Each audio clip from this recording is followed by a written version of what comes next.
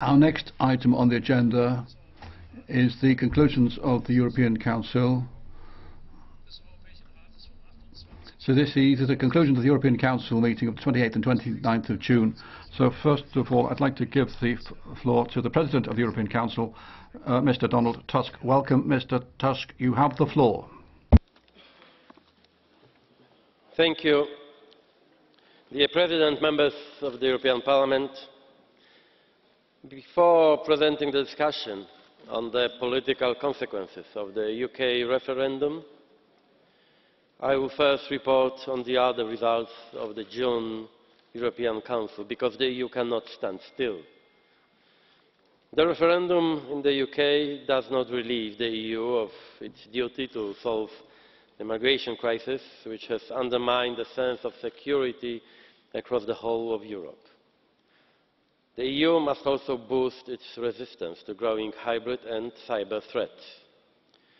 To this end, we adopted a decision on increased cooperation with NATO.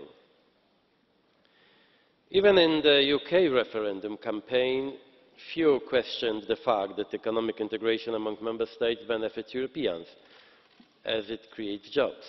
This is why we have made the decision to work more closely together in the areas of digital and capital markets. The decision taken during the summit will have a positive impact on the lives of Europeans, regardless of the UK leaving the EU. On migration, the leaders reviewed the situation on our external borders. Crossings from Turkey to the Greek islands have now almost come to a halt. In October 2015, that border was crossed irregularly by 7,000 people daily. Now it is around 50 per day. Given this significantly lower influx, we can now efficiently manage this part of our external border. This, in turn, should restore the sense of security in Europe, which was our aim from the beginning. Now our attention will focus on the central Mediterranean route, where flows of predominantly economic migrants remain too high, although there has not been a significant rise in numbers compared to the last 2 years. Leaders agreed to move to a new way of working with third countries, applying the necessary leverage to ensure fast and operational returns of illegal migrants. The aim is clear. All irregular economic migrants must be returned to their countries of origin. The High Representative is already taking negotiations with these countries forward. We also addressed Libya and what needs to be done to stabilize the situation there. More broadly, we welcomed the presentation by the High Representative of a new global strategy to guide the Union's foreign and security policy. The leaders thanked Prime Minister Rutte for a very professional Dutch presidency and the hard work over the past 6 months. This includes the arrangement with Turkey to stem migration flows to the Greek islands, and also the political agreement on the new European Border and Coast Guard. I would like to thank this House for your invaluable contribution in helping to achieve this in the necessary time frame. Dear members, let me now turn to Brexit, where our discussion was calm and measured. Respecting the will of the British people, the EU leaders recognized that the process of orderly exit is now in everyone's, and especially in the UK's, interest. Prime Minister Cameron explained why he is leaving the decision to trigger Article 50 of the Treaty on the European Union to the new leadership in Britain. The leaders understand that some time is needed to allow the political landscape to settle in Britain, but they also expect the intentions of the UK government to be specified as soon as possible.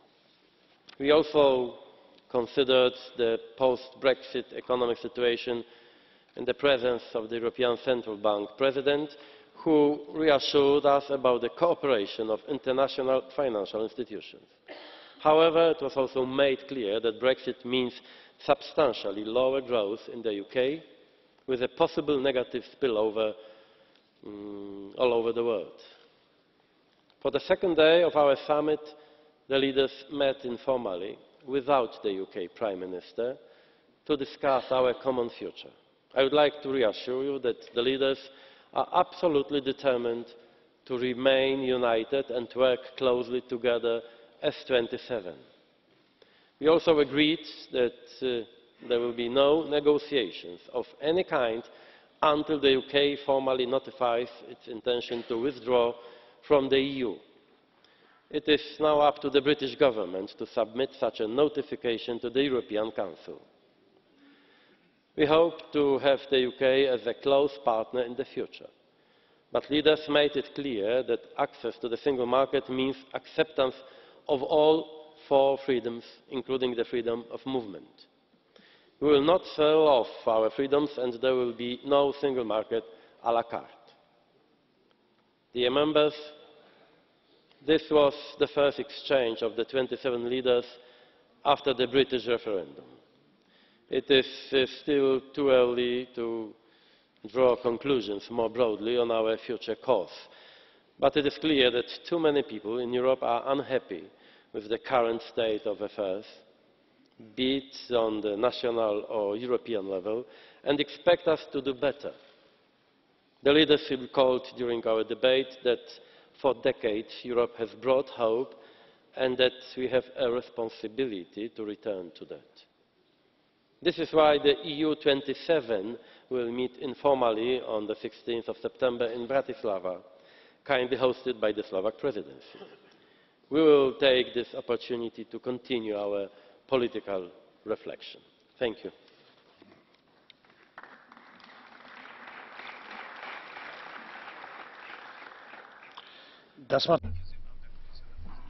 And now I give the floor to the Commission President, Mr. Juncker. Council, honourable members, la vérité n'est pas dans la... Par conséquent, je ne vais pas répéter. You won't find the truth by repeating things.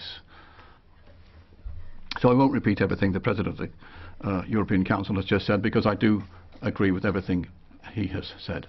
Also, you won't find the truth in listening to paraphrases. So I won't paraphrase the conclusions of the European Council either, because you will have studied them already. So I'm not going to repeat everything which has already been recorded in writing following the Council meeting last week. I am particularly pleased, though, that the European Council has adopted the Commission's agenda on the deepening of the internal market. I am satisfied that the European Council once again has stressed that the right response to the refugee crisis should be European. I am pleased that the European Council has confirmed its conclusions on the way we deal with the refugee crisis by saying that we need solidarity between the member states. I agree with the European Council when it says that the priority in future should be growth and employment. That is also the major and first priority of the European Commission. This is in line with the priorities I outlined to you for the Commission back in July 2014. So I'm pleased that the European Council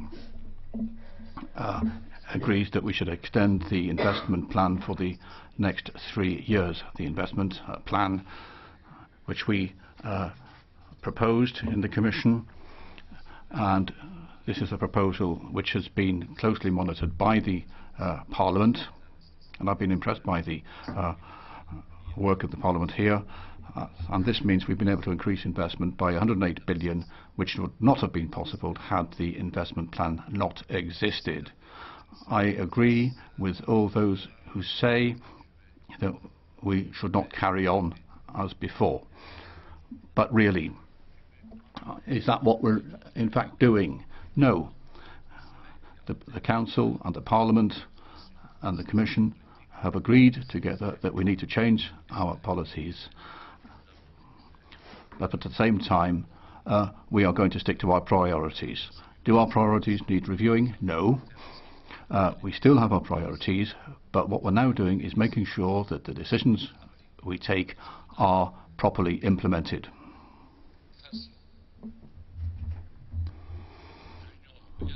I believe we should make the European Union into a union of Europeans.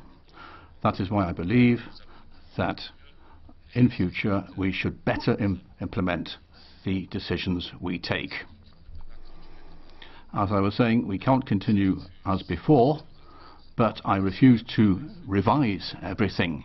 I agree with those who say that now is not the time, not yet, for deep institutional reforms. I agree with those who say that now is not the time to revise the treaties. What we do need to do is continue to implement our programs. The Energy Union, the Digital Union, the Capital Markets Union, these are all projects, long-term projects, which we now need to, for these, what we need to do is, if we're going to have reforms, we should accelerate reforms if and when we need them. When it comes to Brexit, I have no desire whatsoever to repeat what I said last week in plenary. I would just note that the Brexit heroes of yesterday are now the sad Brexit heroes of today.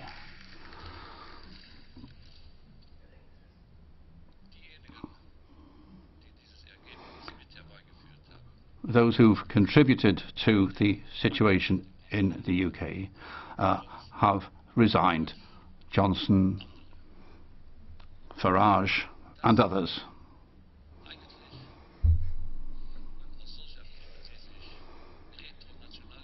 They are, as it were, retro-nationalists. They're not patriots.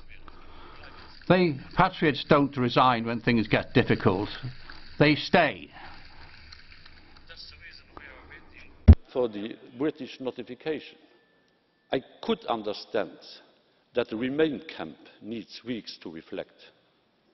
But I don't understand that the Brexit camp needs months before knowing what to do. I would have thought that they would have had a plan. Instead of developing a plan, they are leaving the boat.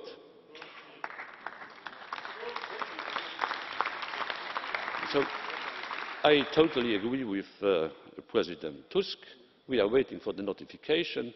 No negotiation before notification, and those who want to have a free access to the internal market have to respect the 4 freedoms, including the one of freedom of movement. This has to be done.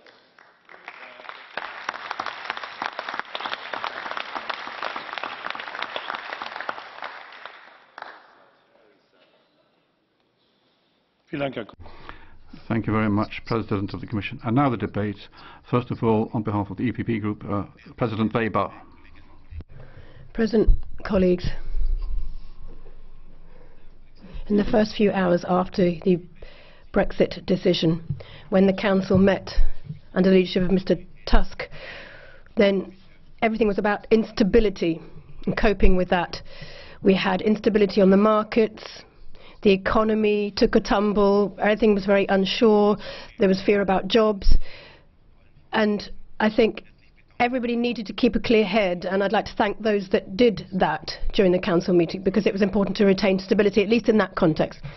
And then we need to respect the Brexit decision, and the framework for forthcoming negotiations is clear. I'd like to thank Mr. Juncker for stating that there should be no informal discussions or negotiations. The internal market is tightly linked with the basic freedoms. That was emphasized by the Council and others. It's not acceptable for lorries to be able to circulate freely on all our motorways, but for our citizens to be stuck in front of barriers. That's very important. And also treaty change. There's no feasibility for that. That's not going to happen. We've got to think about how to best deal with this situation, and I think very quickly we need to realise that if the UK don't know how to deal with the outcome, then they should just step back a little bit, think about it, but the rest of the 27 should not it should not stop them from fulfilling their tasks and their objectives. And also there's a problem in London. Don't forget, there's not a problem in Berlin or in Paris. A lot of people are asking for a repeat of the referendum. People are talking about elections. Scotland is thinking about what to do. The country is facing a lack of leadership at the moment, and we need to see that people realise that the problem lies with London. It's not the European Union. And the chaos is intensified because of the fact that the standard bearers for Brexit, those that won, Farage, Johnson, they've now jumped ship. We don't know where Mr. Farage is today. Perhaps he's on a tropical island somewhere enjoying himself. But I think this is completely cowardly as far as I'm concerned. Responsibility of politicians is extremely important. Credibility. This is all undermined by this kind of irresponsible behaviour. We in Europe have got to now keep calm, and if you look at trade policies today, the Commission today, for example, is going to discuss the privacy shield, data protection of the internet. Europe for citizens and for member states is a gain in terms of sovereignty. And no decision taken in Europe, after all, is not taken without a majority in the Council. Often it's actually a unanimity where decisions are taken. So we're not talking about a lack of democracy. And everybody here can see that we don't need any help along the lines of helping us to achieve more democracy. This is already here. Sometimes we need time to get together and take decisions, but today, this week, we're going to be deciding on the European Border and Coast Guard proposal. That happened very quickly. We only started work on this and tightening up our proposals about 5 months ago. So we can be quick when we want to and when it's necessary. And when it comes to Brexit, those that were banned from even having a view on Europe to say that they are the ones that are responsible for Brexit, that is just pie in the sky. It's a load of rubbish. Now, ladies and gentlemen, we need Europe, and that's my parting thought for today, perhaps. There's no point in apportioning blame, pointing the finger. That's no way forward. And it's no way of solving our problems for the future. We want responsibility, accountability, democracy. And if the Council decides to extend the sanctions on Russia unanimously, then you wonder why the foreign ministers that have been challenging that and criticising that, then why have they voted for that? They go back home and they criticise decisions that they themselves have taken. We need people to call each other to account, to actually bear the responsibility for their own decisions and not hide behind national concerns. When the Tory leadership decided to go down the populist route, that was a mistake. We don't need to be worried about Farage and the populists. We need to ensure that we shore up our democracy. That's the way forward. We need to work together to reach solutions to the problems facing us today. Thank you. And now for the S&D group, Mr. Pitella. Thank you, President. After the shock of the referendum, the summit last week, Mr. Tusk, should have been a moment of change. We can see areas of light, but we can see areas of shade as well. Looking at the situations of light, we've taken some good decisions not to have negotiations before the official notification is forthcoming from the UK, not to consider the European Union as an a la carte menu that you can just pick and choose where you like, working together, that is very important. And if the UK wants access to the single market, they have to accept freedom of movement of people.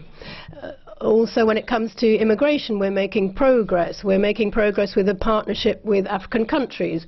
So these are all positive developments, but there are areas that are less favourable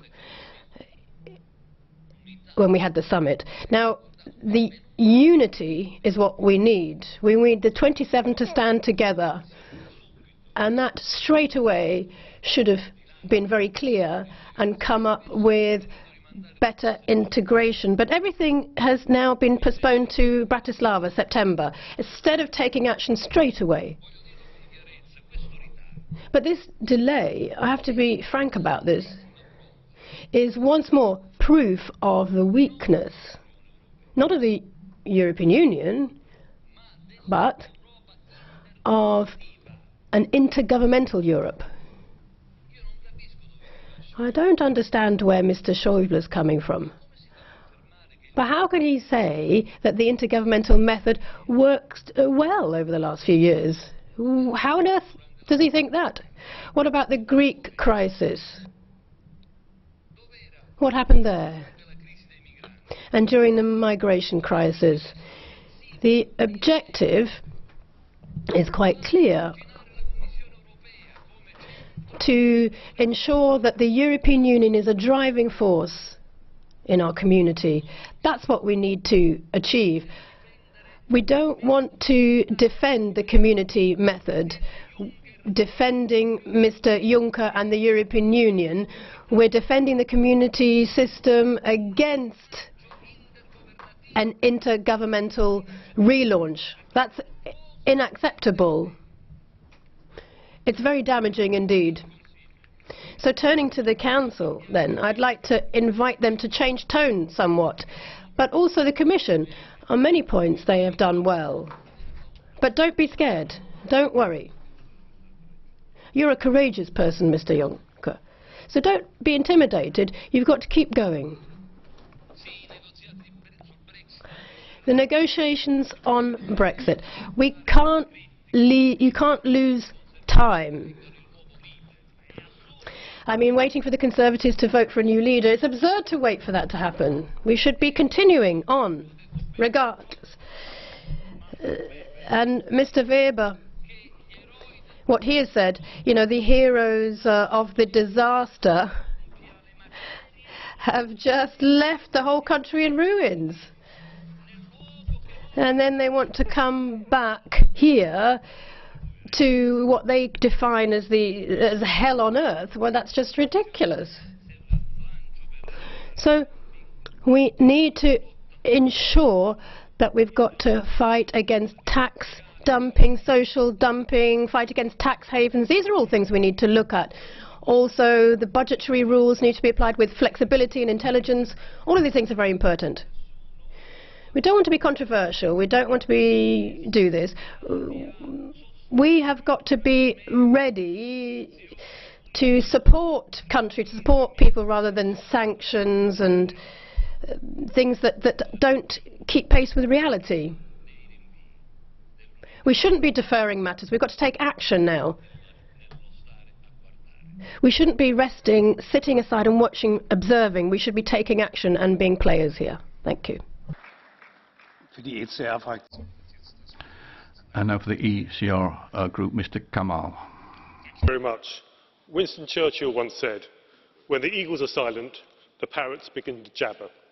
Thankfully, last Tuesday and Wednesday, the eagles, the heads of government, spoke. Cooler and calmer heads began to prevail, drowning out the parrots. And while the Council does not want to live in limbo forever, it's right that EU leaders are saying that they must respect the treaties and must respect the right of the British government to decide how best to respond. In the EU, it is for the respective national governments to decide how best to respond to a national referendum. This is the case even now, where the Netherlands has been given the space to decide its response to its referendum in March. The treaties are clear, and if anyone doesn't like what the Lisbon Treaty says, blame the authors and the signatories, Who knows, maybe one or two of them are in this chamber here today. Some here are quick to point the finger at others and accuse them of breaching the rule of law, while at the same time casting aside our own rules and precedents when it doesn't suit the majority, ganging up on political groups they don't agree with to deny them committee positions, or reports that they are entitled to under the D'Hondt system, interfering in the internal affairs of member states where they don't like the democratically elected government of that country. The more that commissioners, European parliamentarians and national leaders try to pressure the UK, the more they justify the decision that the British people have taken. The British referendum was just the latest wake-up call for the EU, and many rightly respond by calling for more reform. The problem is, it's not the reform that Mark Rutte speaks of when he said European where necessary, national where possible. Instead, they seek to pursue the 1950s European project, to build the United States of Europe, and to ask why it has not happened already.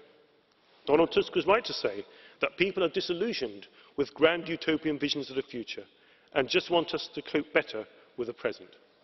Some, in Brussels, draw different conclusions and instead of wanting to get on with a friendly relationship with the UK, foster hope that maybe a part of the United Kingdom can remain in the EU, rolling out the red carpet for the First Minister of Scotland. I'm sure that the people of Flanders, Catalonia and the Basque Country will be encouraged to see EU leaders enthusiastically embracing regional self-determination. Now, in this chamber, we rightly talk about the lessons of history. But what about the lessons that warn of the peril when leaders become disconnected from their people? And increasingly, decisions in the EU are not necessarily being made in an open and transparent way, especially in this chamber. Decisions are not always made by all 751 MEPs from across the continent. Politics is about perception. And there is a perception that decisions are increasingly made by 5 men sitting in a room and cutting deals amongst themselves. This is not a perception of democracy. And if you really want to show that you're open and transparent, stop the Grand Coalition backroom stitch-ups. My group does not want the EU to break up. But to avoid this, the EU must seriously change how it works. Whatever the challenge, more Europe is not always the answer. Ignoring the results of national elections and referenda and saying we continue anyway is not a good enough response. EU heads of state and governments are rightly meeting in Bratislava this September to ask them tough questions. And that is what the ECR group was created to do. To sometimes ask those tough questions that people in this chamber do not necessarily want to hear. With or without the UK, there are a growing number of people across the EU, across the European Union, who want change. So my plea to all of you is listen to those who want the EU to meet the challenges of the future. Listen to those who want politicians to start addressing their legitimate concerns, even where we may disagree. And listen to those who want their leaders to focus on creating jobs and growth, rather than creating political utopias.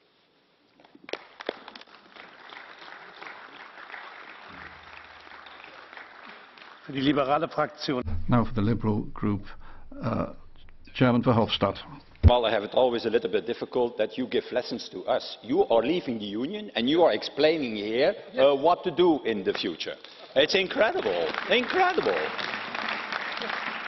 And should it be not better that you know what to do in Britain? Because the Brexiteers, in my opinion, they have any clue of what needs to be done for the moment. That should be better, to give lessons in London and not here, in Strasbourg. In fact, the Brexiteers, they remind me rats fleeing a sinking ship. Cameron resigned. Johnson abandoned. And Farage wants more time for himself and his family to spend his European salary, apparently.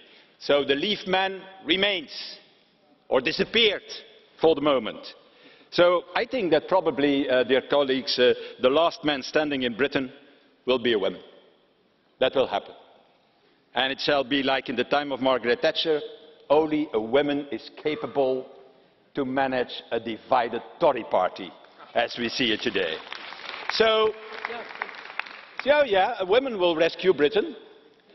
And my second, in fact, bad surprise, Mr. Tusk, last week was the reaction of the European Council to this political earthquake, because an earthquake it is what happened in Britain.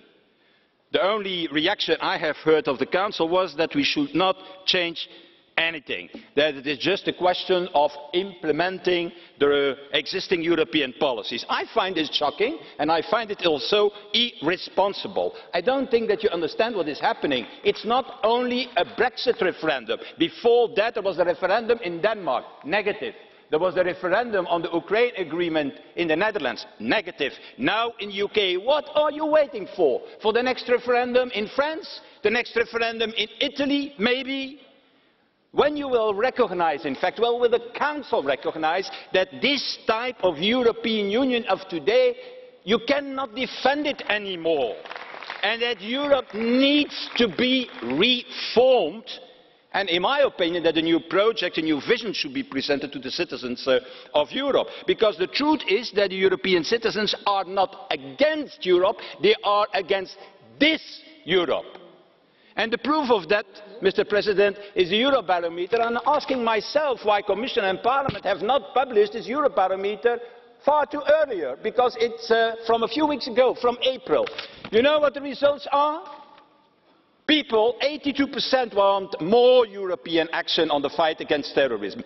77% of the European citizens ask more European action in the fight against unemployment. 75% of the European citizens ask for more European action in the fight against tax fraud. 74% are asking more European action on the issue of migration. On 14 of the 15 questions put forward to the European citizens in this Eurobarometer a few weeks ago, people are asking for more European action, not less European action.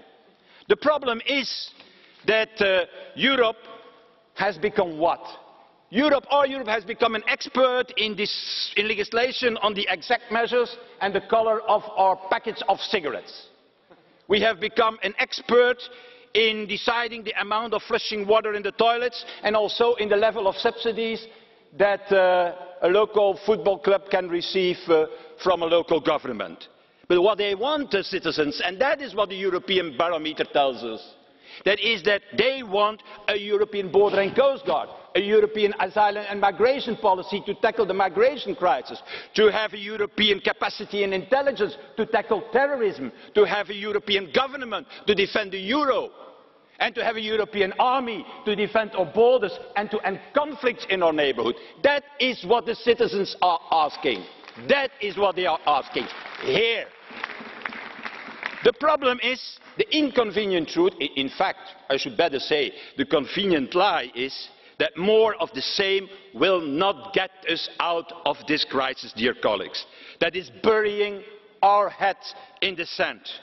People want you to work on another Europe, and a Europe that delivers results. And by not doing that, and what you are doing is sleepwalking towards a disaster, towards 27 other referendums in the near future. So let's not be naive. The real problem today, and Mr. Pittella is right when he is mentioning Schäuble, is intergovernmentalism. A loose confederation of nation states based on unanimity cannot work. That is the reality of today, that you don't recognise until now. And I can tell you, and I conclude with that, Mr. President, we're going to do our homework. Parliament will be ready in October with a global plan based on 3 reports of the way forward. And we're going to not talk, be sure, about federalism, integration, deepening, widening, coordination, implementation, and all these other buzzwords that are in the centre of our discussions. We're going to simply go back to the ideas of our founding fathers. That is what we have to do. And that's the challenge, now or never. I think really, or the Union will change, Mr. Tusk, or it will die. That is at stake.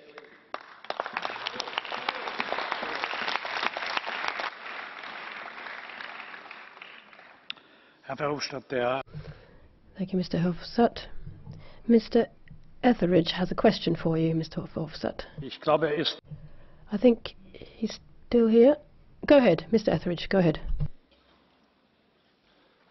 Thank you, Mr. President, and thank you, Mr. Verhofstadt, for taking the question. Very quickly, I'm being confused by your comments and some of the other ones today. Are you aware of how British parliamentary democracy works? What happens is that the leaders of the main parties and those of government were all EU fans. They were all on your side. The people voted the other way. It wasn't a change of government. So when you say the Brexit side has no plan, the Brexit side isn't the government. So the government has to change to allow someone to be Prime Minister who will actually carry through the will of the people. That's how our democracy works, sir. So when you say these assertions, you're missing the point exactly of what a referendum actually is. I was absolutely not pointing the finger to the people and to the citizens of Britain.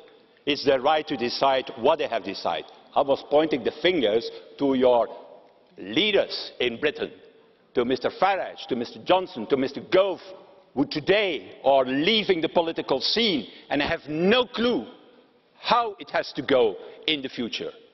And in fact, leaving the country with markets in turmoil. That is my criticism. Citizens are right, but your political leaders not.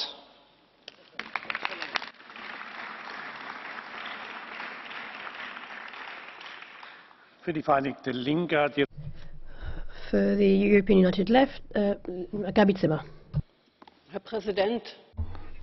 President, ladies and gentlemen, I believe Mr Farage, Johnson and company have received enough of our attention. For me, they've just behaved like children, you know, building a wooden tower of wooden blocks and then just knocking the whole thing down once they've built it. That's childish play. Children can do that, but politicians shouldn't be playing like this in the EU. On the other hand, we have the results of the Council meeting last week. I think those results, those conclusions were scandalous. In such a situation, to declare that we need a further period for reflection and not to come up with anything specific, not saying what we should be reflecting upon, that reminds me to the reaction after the failed referendums on the European Constitution in France and Netherlands. At that time, once again, we said we need time for reflection. And did that increase the confidence of the European people in the European Council and the European Parliament? Well, they certainly changed their attitudes. And here I think the previous speaker is correct. If we don't change things, if we don't change this European Union to a European Union of the citizens, then it's going to fail. And we'll all be jointly responsible for that. The messages sent out over the last few days aren't messages indicating change. They're messages saying that we have to carry on with more authoritarian policies with respect to public budgets. After Greece, we're going to have to, send Greece and Spain through the mangle with more sanctions for not doing what the European Union wants them to do. And Mr Schäuble wants that. He wants more sanctions for Spain and Portugal. If this carries on, you're going to have member states going their own way. And tensions within and without the Eurozone will continue to increase. And despite the protests of European citizens against TTIP and CETA, Mr Juncker, it's wrong to say that CETA should not be discussed in the national parliaments. I don't know what you meant when you said that. That is undemocratic. You are confirming people's beliefs about the undemocratic, non-democratic nature of the EU if you say things like that. Well, let's just leave aside discussions of changing the constitution. But as long as we see populism and shifts in Europe, political shifts in Europe and different groupings coming and going, we don't, for the time being, need a new convention. People are fed up at the moment with Europe. The question is, what can we do now, right now? It is time for us, the member states of the European Union, to stand together and to think in terms, for example, of devising a European humanitarian aid programme, emergency programmes, which would send a message to those who have suffered most from the debt crisis in recent years that we are trying to do something for them. We want an immediate introduction of a minimum wage above the poverty threshold. We need that. and we need equal pay for equal work in the workplaces. We can do that without changing the European treaties. These are things we need to do now so that we can alleviate people's fears of becoming poorer. We can alleviate people's fears of perceived fears of refugees coming into our countries. These are things we have to do now. Give the unions their rights back. All these things we can do now. And something else, Council and Commission. Make a statement now for the young generation. Say to them, even if the UK is leaving, where there is going to be a redistribution in the European budgets so that there is more assistance for young people to help them get jobs, to enjoy more exchanges from country to country, make it possible for them to have a better training in the European Union, so instead of being the sacrificial lambs of the European Union. Mrs. Zimmer. Mr. Carver wants to ask you a question. Mr. Carver wants to ask you a question. Go ahead. Frau Zimmer, Irish English. Don't you appreciate you've spoken here about this great wooden tower, but isn't in fact this great tower that's been built is in this place, this Tower of Babel, built on a bed of straw with its two key foundations that we hear all the time, the two pillars that represent the European Union, freedom of movement and the Eurozone. And yet the Italian banks are on the verge of an extra bailout. We see it cannot work. And the big issue here, I would contend, is contagion. You really know in your heart of hearts that the people of the European Union supported trade, but they don't support political union. Bitte, Frau Zimmer.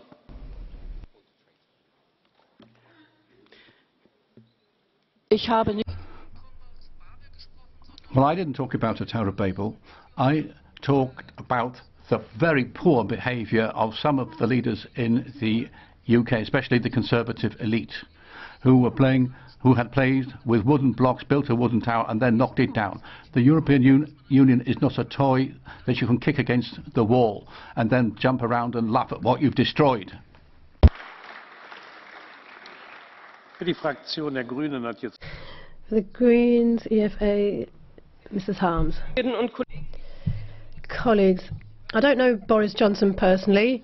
I do know Nigel Farage, and I have to say that I wasn't really surprised at all with the behaviour there, the fact that he has shirked his responsibility. I expected him to do that. The situation is a lot more crucial, a lot more serious than what some of you seem to think. But still, one thing was surprising, I think, in the last few days, and that is that after the Brexit decision, in the UK, the first time that when the EU was defeated, there was an emotional discussion on the European Union. That was the first time. You can see that in the reports from the UK. Talk about people breaking down in tears about what's happened. They talk about how painful everything has been and the loss that people have felt. It's the first time we've seen that level of emotion in the UK. And what will happen now? Well, that's up to probably the new government in the UK. But the EU of the 27 member states will have to assert its rights and take into account what the UK wants. But when you look at the UK as a whole now, Nicola Sturgeon, with her appeal and the demonstrations that took place at the weekend in the UK are quite right, that our doors need to still be open to the UK. We need to remain open to them. So what can we do to establish a link with those that have been demonstrating in the UK now? The people that are against the Brexit decision. What actually happened? What's the underlying background to all of this Brexit? There's a lot of talk about neo-nationalists, populists, anti-Europeans of all kinds that simply want to fan the flames of people's concerns and scares. The fact that they're scared, they don't want to actually dissipate those fears. They want to contribute to them, and they want to keep them burning, these fires. And we need to look at other answers. People are in favour of a different way forward. But in London, this is an empire of rich people, the elite people. What about the people that have nothing? Where are they in London? What's their role in London? I mean, it's completely polarised in London itself, and people have seen that. We have to provide a response to these people that have been left out in the cold, and not leave it all up to the nationalists and the populists that might be taking things in the wrong direction. We need to look at what we can do with the financial markets, how we can regulate them, how we can mitigate them. We've come with a Green New Deal to ensure that people's prospects can be improved, that there's innovation, that there's growth. We've often talked about this in the past, that we need binding social standards throughout Europe. We need these, particularly when you see that in countries of the EU, the social security systems are simply breaking up. They're falling apart. And what really concerned me over the last few days was to see how, well, the people that are a little bit astounded how, or that perhaps haven't come out of this very well, that they have made little people, the ordinary person, vote against their own interests. I myself come from a very modest background, and I have to say, I despise people like Mr. Farage, Ms. Le Pen, the Van Storchs of this world, who use the ordinary person. It's rabble-rousing. I mean, the PIS group in Poland, how can they look at this? Because the UK, they've worked very well together in the past, and now they're seeing all of this fall apart.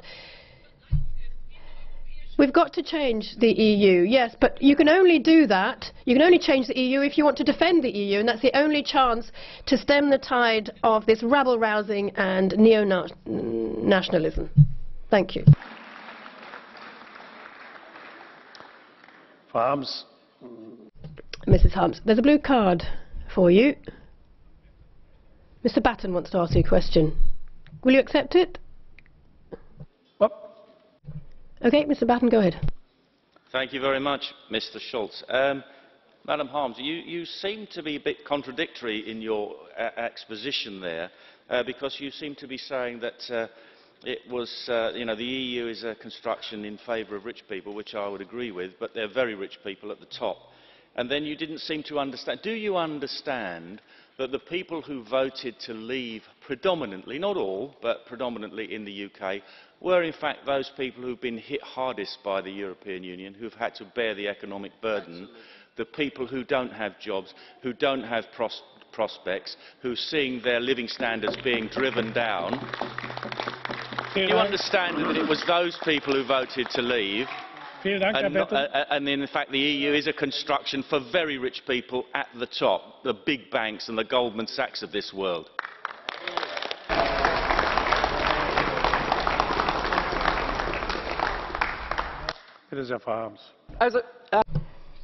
Well, any responsibility, the central responsibility for what has happened in London, that's up to the British government, and not just the last government, but a number of preceding governments as well. The fact that they were not able to change that situation, I'm fully aware of it. That to shift the blame over to Europe and causing all of this antagonism among ordinary people, that is something that's not responsible, because it's not correct. Now it's been said that corporate tax will be lowered, and that the social benefits in the UK will be curtailed. That's your responsibility. That's your Brexiteer policy taking effect there. Das Wort hat jetzt für die EFDD-Fraktion Herr. The EFDD, Mr. Nuttall. Thank you.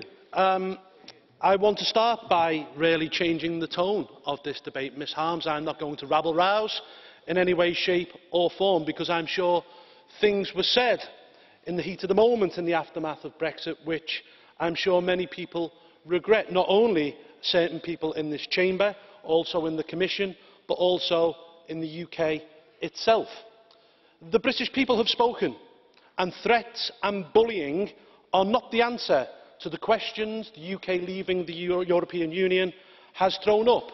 Now, I want to look forwards and not backwards, because what is needed is some fair and equitable negotiations that will ensure that the best deal is struck both for the British people and for the European Union. As an elected representative, I have a duty to ensure that the will of our people is fulfilled. Now, Mr Juncker, I am not here to crow, I'm not here to gloat, I'm not here to hector, but merely tell you that it is in both our interests to get the best deal possible. We in the European Parliament should put aside language of conflict and, as elected representatives, work towards a viable and prosperous future together.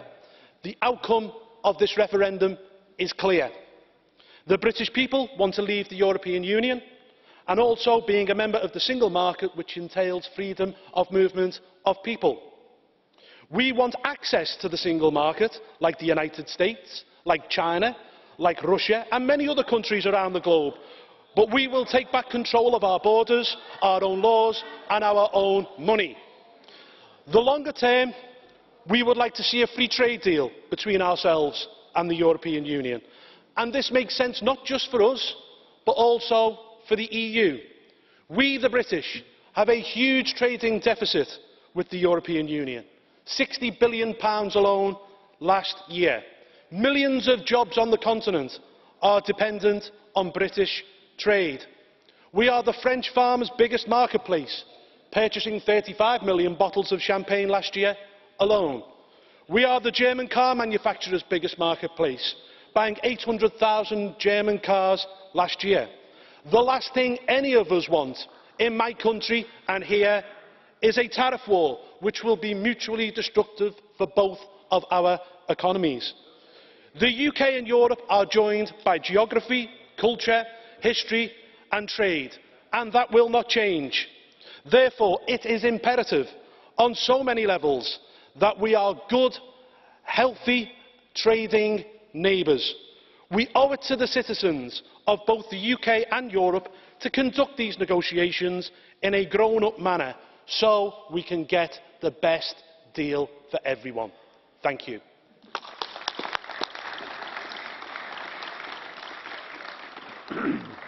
Herr Nuttall, Frau Jaakonsaari möchte Ihnen eine Frage. There's a question for you. Will you accept that? Go ahead. Arvoisa Thank you very much, President. You were right when you said that assessing guilt and blame is not useful, but I would just like to say and ask if you're aware that the number of hate crimes in the UK has risen dramatically because of all this nationalism that has been stoked. What do you think about the Polish, the French, maybe even the Finnish who have moved there, have been asked, when are you leaving? What do you think about the personal sphere, the negative sphere in the UK after Brexit? Well, the police have made it perfectly clear that what's happening in the UK in terms of hate crime tends to happen after any national or international event. The move in terms of hate crime, or the rise, isn't actually that great. So, for example, at the end of May there were 54 hate crimes in Britain. There were 87 at the end of this month. But I want to say we should have no hate crimes, not just in our country, but anywhere across Europe. And in terms of making it clear that people will not be moved, well, people are protected by something called the Vienna Convention, which predates even Britain's membership of the European Union. Our people are protected in the EU, pensioners in Spain and Portugal and Italy and everywhere else, just as EU citizens are protected in Britain. As I say, I want us to be good neighbours, I want us to crack on with negotiations, and I want us to trade together. Für die ENF-Fraktion. For the ENF group, Ms. Le Pen. Eh bien, dis donc. Well, here you have it. What rage, what hate coming from the European defenders. On the day after Brexit, I held a press conference and I said to the French people, listen carefully, look carefully, you will see the true face of the European Union and its defenders. And what we can say is that this is true. We've seen what's happened after Brexit. There's been talk of apocalypse. European civilization will collapse. The stock markets will fall, and none of this has come to pass. We've now moved on to the second phase where we're calling into question the people, what they've said. We're calling into question democracy. Some people say that when the people vote the wrong way, we need to dissolve that decision. This is what we've seen. Look at what's happened with mass migration. Sometimes, well, now you say that when the people have voted wrong, you have to do away with those results. But this is a competition now. Some people said that the young people should count twice. Old people shouldn't vote. There have been some demonstrations in the UK with that ridiculous petition going around for people wanting to rescind the vote, and all of this is being played up in the media. Now, the heads of state met, but they couldn't come up with any result or any decision to be taken on Brexit, and they want to have a future with the EU and the UK working together. But we have to see whether this is going to happen in good faith or in bad faith, good terms or bad terms. There are some people who do not want to accept this result, and they say that the British people should pay dearly for this divorce, and they need to use this as a deterrent for other people to leave the Union. But that is shooting yourself in the foot. And there's the UK, France, and other countries which have very good trade, and so it's not in our interest to create any tensions here. But with you, the worst is always a sure thing. If you look at the relationship between Switzerland and the EU, that would be the best model to use with the UK and the EU, but you don't want to do that. You say that well, you refuse to admit that the people have rejected the European Union. It's as simple as that. And this is something that we hear every time they are asked the question. They have the same results. But you want more integration, more European Union. And I would just thank you for having passed CETA and TAFTA without a European Parliament opinion. This is really showing your true face. People want their sovereignty back. They want to work freely in a Europe of sovereign states. Your choice is simple. Either you change or you die. Das Wort hat jetzt der Now, Mr. Golnish. Go ahead. Monsieur le Président. President, the European Council on the 27th and 28th of June showed that, as here, most European leaders have not understood the situation at all. Instead of a union based on a collection of free states developing programs together in cooperation, you want more and more forced integration, which will lead to more hostility and more mistrust in the populace. Look at these conclusions. The national parliaments will not be able to have a vote on the CETA, the agreement with Council, and in June in Warsaw we will promise to align our security policy on NATO, that's to say on the United States. Other contradictions. Mr. Weber for the EPP is indignant that Mr. Farage did not appear today.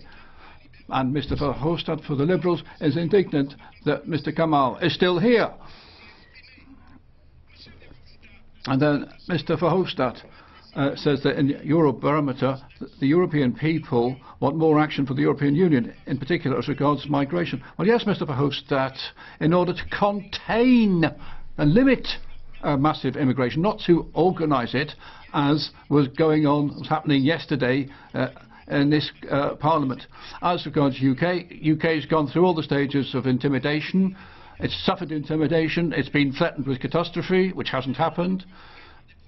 The politicians tried to threaten the UK people with certain self-fulfilling prophecies which have not come to be. They want to impose limits on the freedom of movement of people, which will lead to a limit on freedom of trade for the UK. I mean, in the meantime, you want to have trade deals with the United States and Japan and elsewhere, which do not allow freedom of movement of people between your countries. I think acting in anger is very ill-advised as what is happening now. The EPP Group, Mr. Royal.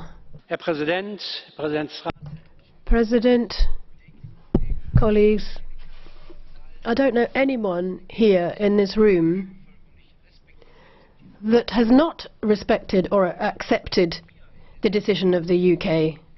But the way people have been talking just recently now, today, makes me throw up my arms in horror, really. We've had so much speculation, we've had so many populistic lies that have been touted here, and people have been sent to their doom. And who will carry the can at the end of the day? It will be the UK population. We've got to be very careful here, because we've got to do our job. Yes, we've definitely got to do our job, that's for sure. And so that means that we can't just carry on as before, carry on as usual. So when we say we don't mean more Europe, we need to ensure that there's Europe where it's necessary, where the problems can be solved with Europe. But we don't want to be regulating any kind of old rubbish, all the nitty-gritty tiny details where we can't help. That's not what we want. We just want to regulate where we need to. We want to say no when we are just regulating on things that we shouldn't be. That's what people need to take into account and be aware of. The question of growth, fighting terrorism, immigration policies. We need to deliver our promises. We need to find solutions for our citizens and not just bandy about various different proposals that sound wonderful in practice but can't be, in theory rather, but can't be put into practice. Now, talking about youth unemployment and austerity, bearing in mind Brexit, what has that got to do with unemployment, youth unemployment? It's a load of rubbish. See what happened in Spain. In Portugal, the policies that focused on growth policies were successful. It's not going to happen overnight. We can't wave a magic wand. All of this takes time on a step-by-step basis. But to suddenly change course every single week, that's not a way of building confidence in our populations. Herr Reul. Thank you, Mr. Royal. Mr. Luca would like to put a question to you. Mr. Luca, at the back there. Mr. Luca. Vielen Dank, Herr Präsident. Vielen Dank, Herr Reul, dass Sie die Frage. Thank you, President. Thank you, Mr. Royal.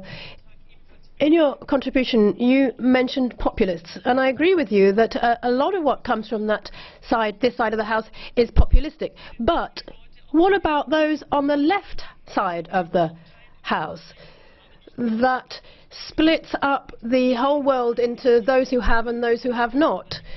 And the pharmaceutical industry and the banks, they think of these sectors with cliches in mind, and also CETA and TTIP.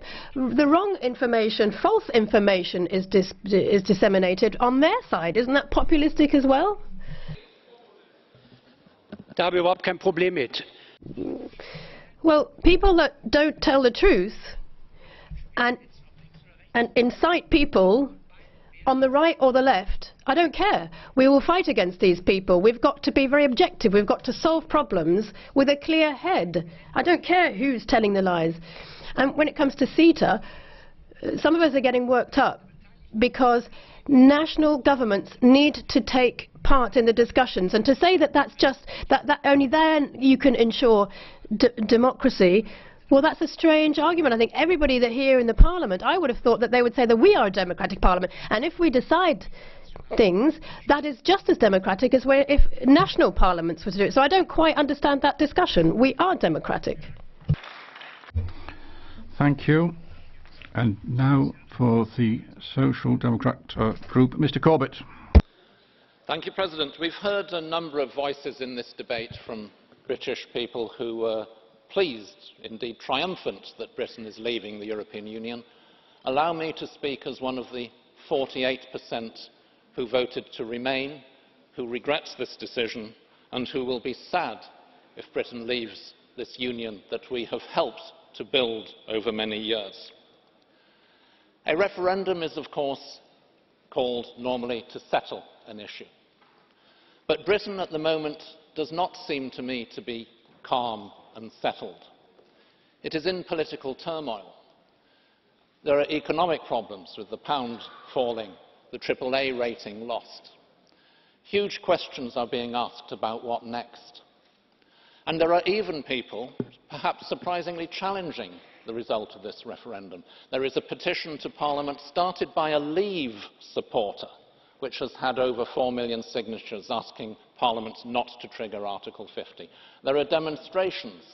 There's the Scottish Government saying this decision should not necessarily apply to all the countries of Britain.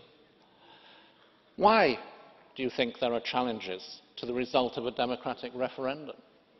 Well, partly because Nigel Farage himself said 52% to 48% settles nothing. Of course, when he said it, he thought the result would be the other way around. But people now are perhaps beginning to take him at his word. Others are just shocked at the number of Leave lies that were told in the referendum campaign, the number of issues where those wishing to leave simply told and repeated blatant lies.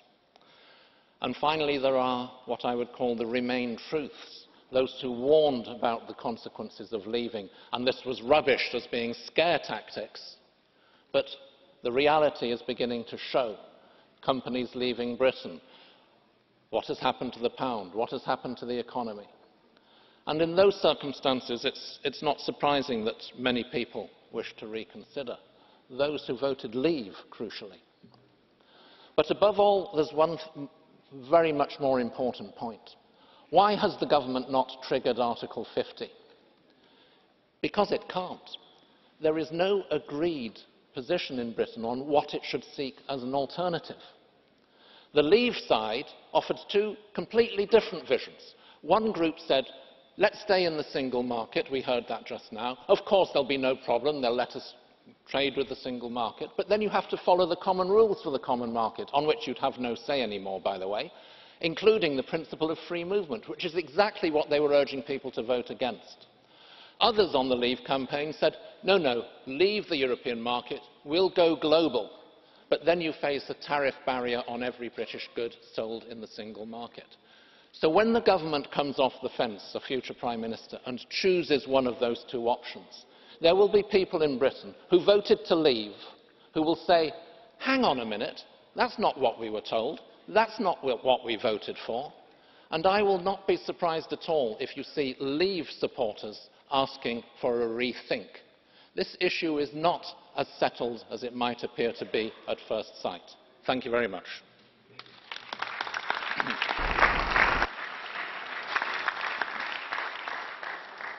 Thank you, Mr. Corbett. Now, Mr. Flanagan would like to put a question to you. Mr. Flanagan. Thank you very much. Mr. Corbett, I'm wondering if people here from other countries who wanted Britain to remain had been more positive about the EU, do you think maybe you might have stayed? And my example is Mr. Verhofstadt, who is a European federalist integrationist, and his strongest argument in here seemed to be that if you don't stay, you will be a dwarf. Now, if I said that to my wife in order to convince her to stay with me, she'd leave and she'd be right. Mr. Verhofstadt wants a united Europe. Do you think he's contributed to splitting it up? Merci. Bonjour, chers collègues. Monsieur Corbett. Mr. Corbett. The range of views on what should be the future of Europe was indeed widely debated in Britain, and there are many views on the future of Europe. But let's remember, the basic rule book of the European Union, the treaties, are laid down by agreement among all the member states. So the idea that the Union could go off in a direction that was unacceptable to one or another of those member states and imposed on them against their will was just one of the other Leave lies that were put about in this referendum campaign. Thank you. Thank you very much. Mr. Czarnecki. President, ladies and gentlemen,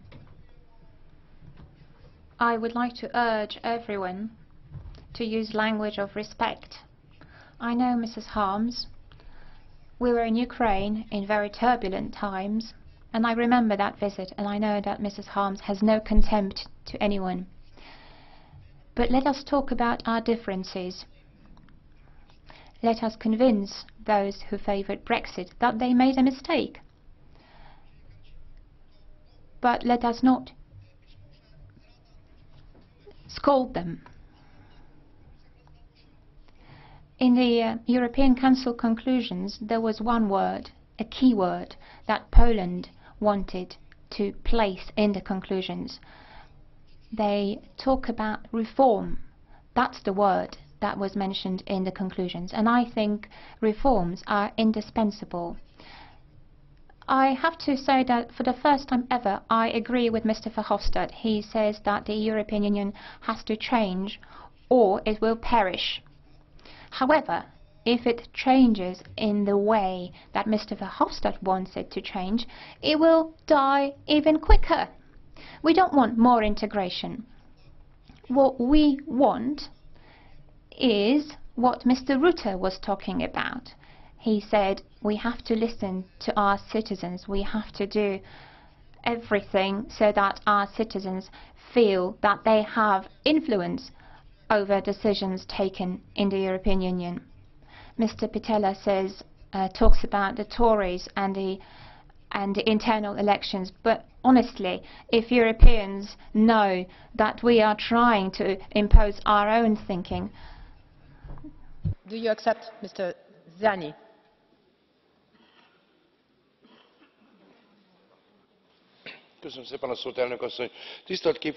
Thank you very much for giving me the floor. Sir, I always closely listen to what you say. You talked about democracy, the voice of the people, and other very important issues. Do you think that it's more important to think about what people say and then debate the issues? I mean, I don't think what you're talking about is really democracy.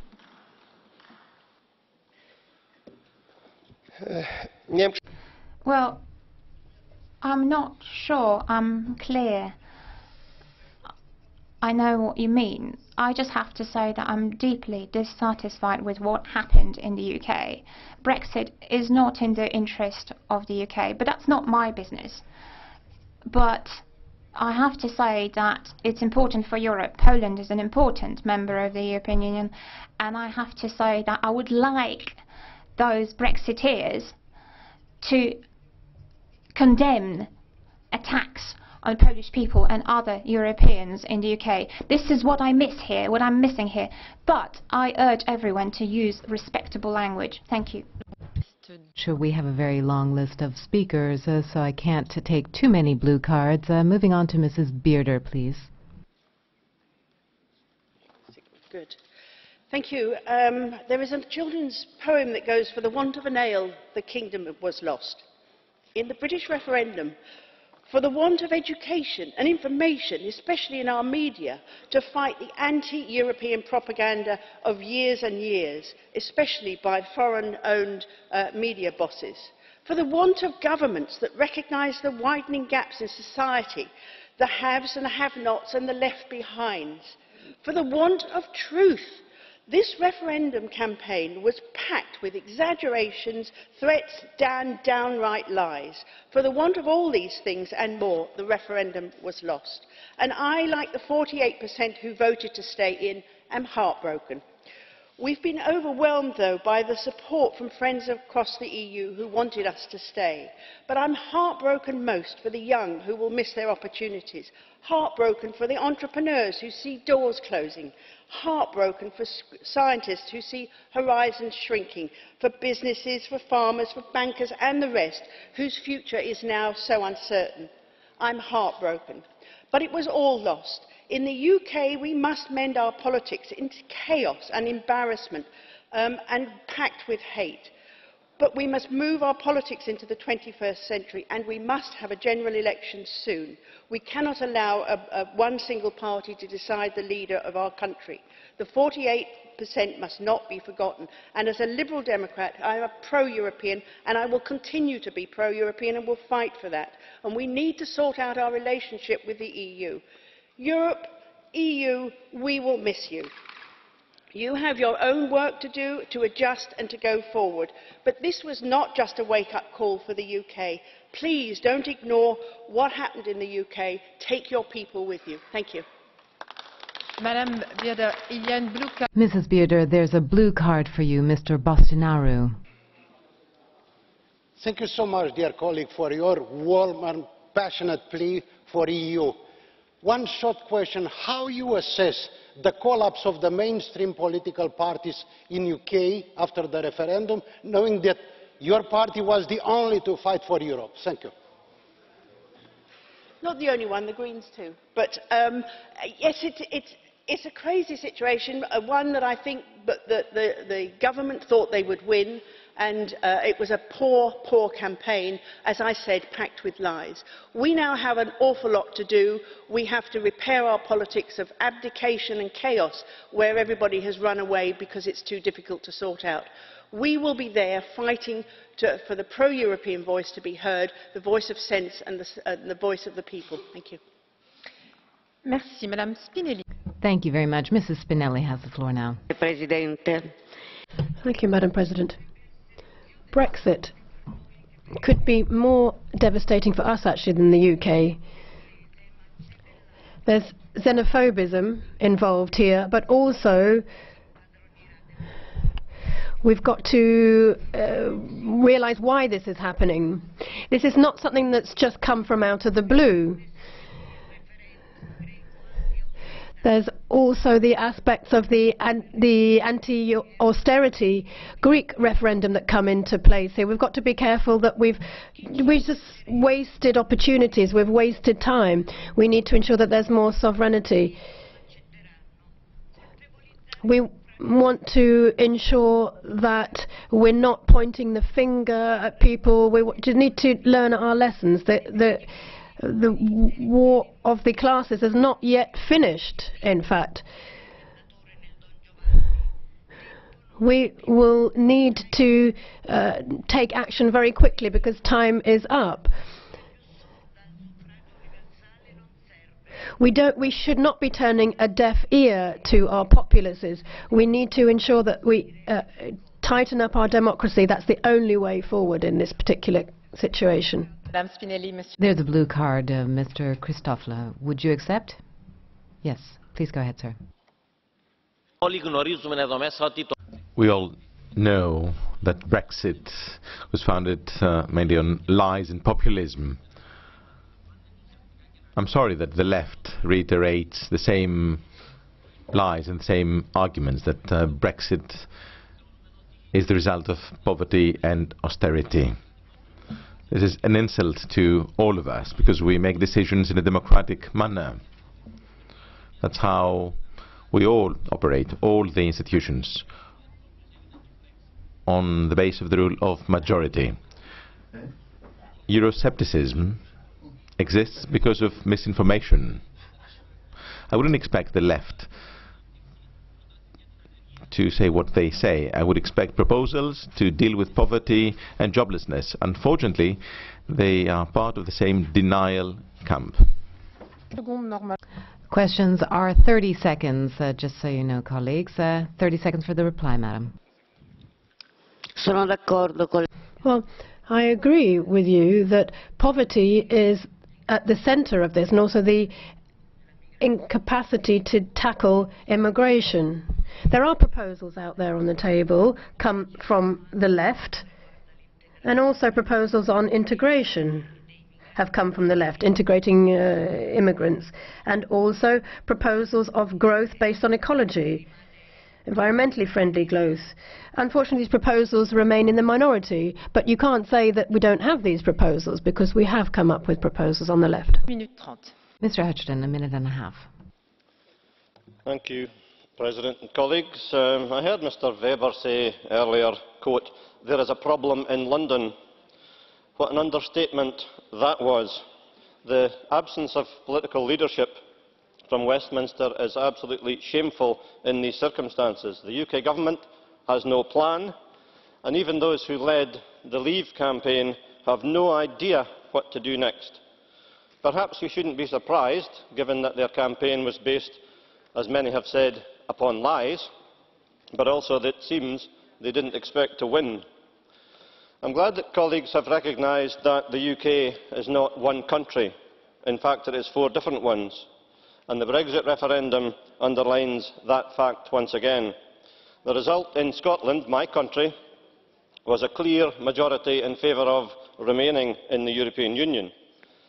The Remain campaign in Scotland was based on the positive, outlining the many benefits which derive from EU membership, and with a vision for the future. The negative result in England, I think, was based upon decades of failure by UK governments, decades of half-hearted approaches to EU membership, decades of blaming Brussels for anything that seems unpopular, decades of failing to underline the fact that it is elected governments and MEPs who make the decisions in the European Union. By contrast, the Scottish Government and Nicola Sturgeon, with a cross-party mandate, seek to achieve and give effect to what Scotland voted for, and in the coming months we will be working hard and positively to that effect. Thank you very much. There is a blue card from Mr. Corbyn. Would you accept, sir? Mr. Corbyn.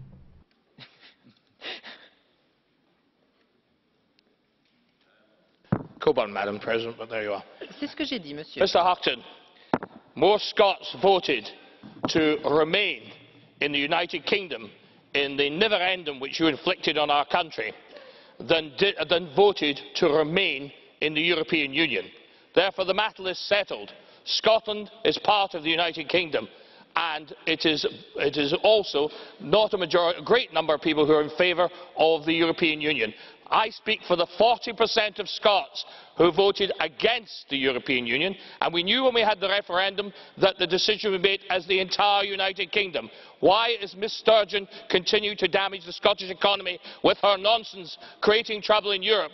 The Europeans are not interested because the Spanish will veto, because they don't want any trouble with Catalonia and their other regions. So you're wasting your time, and I wish you'd stop damaging the Scottish economy.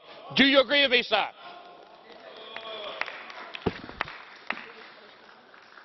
Thank you, President. I struggled to hear the question in that, but may I say that I acknowledge that Mr Coburn speaks for 40%. I speak for the 60% in Scotland who voted in favour of remaining within the European Union. And can I remind the House of another thing that Nicola Sturgeon has said recently, and that is the fact that the UK, which Scotland voted to remain part of a couple of years ago, no longer exists. People like Mr Coburn and the others on the unionist side of that argument promised that if Scotland voted to remain part of the UK, our EU membership would be safeguarded. Now it is at risk. Mr. Paxas, for 2 minutes. Madam Chairman, colleagues, I was surprised by the European Council's approach to the issue of Brexit. The issue that is currently the key issue in Europe. The Council limited itself only to listening to the information about the result. Does it mean that the decision of one member state to leave the community does not raise any questions among the leaders of other member states in that community? Ladies and gentlemen, Brexit did not start yesterday. Its beginnings date back to the time when we lightheartedly undermined the Christian roots of Europe in the EU constitution, which never came into force. Or did it begin when, in 2005, European politicians failed to listen to the voice of French and Dutch citizens who rejected that constitution?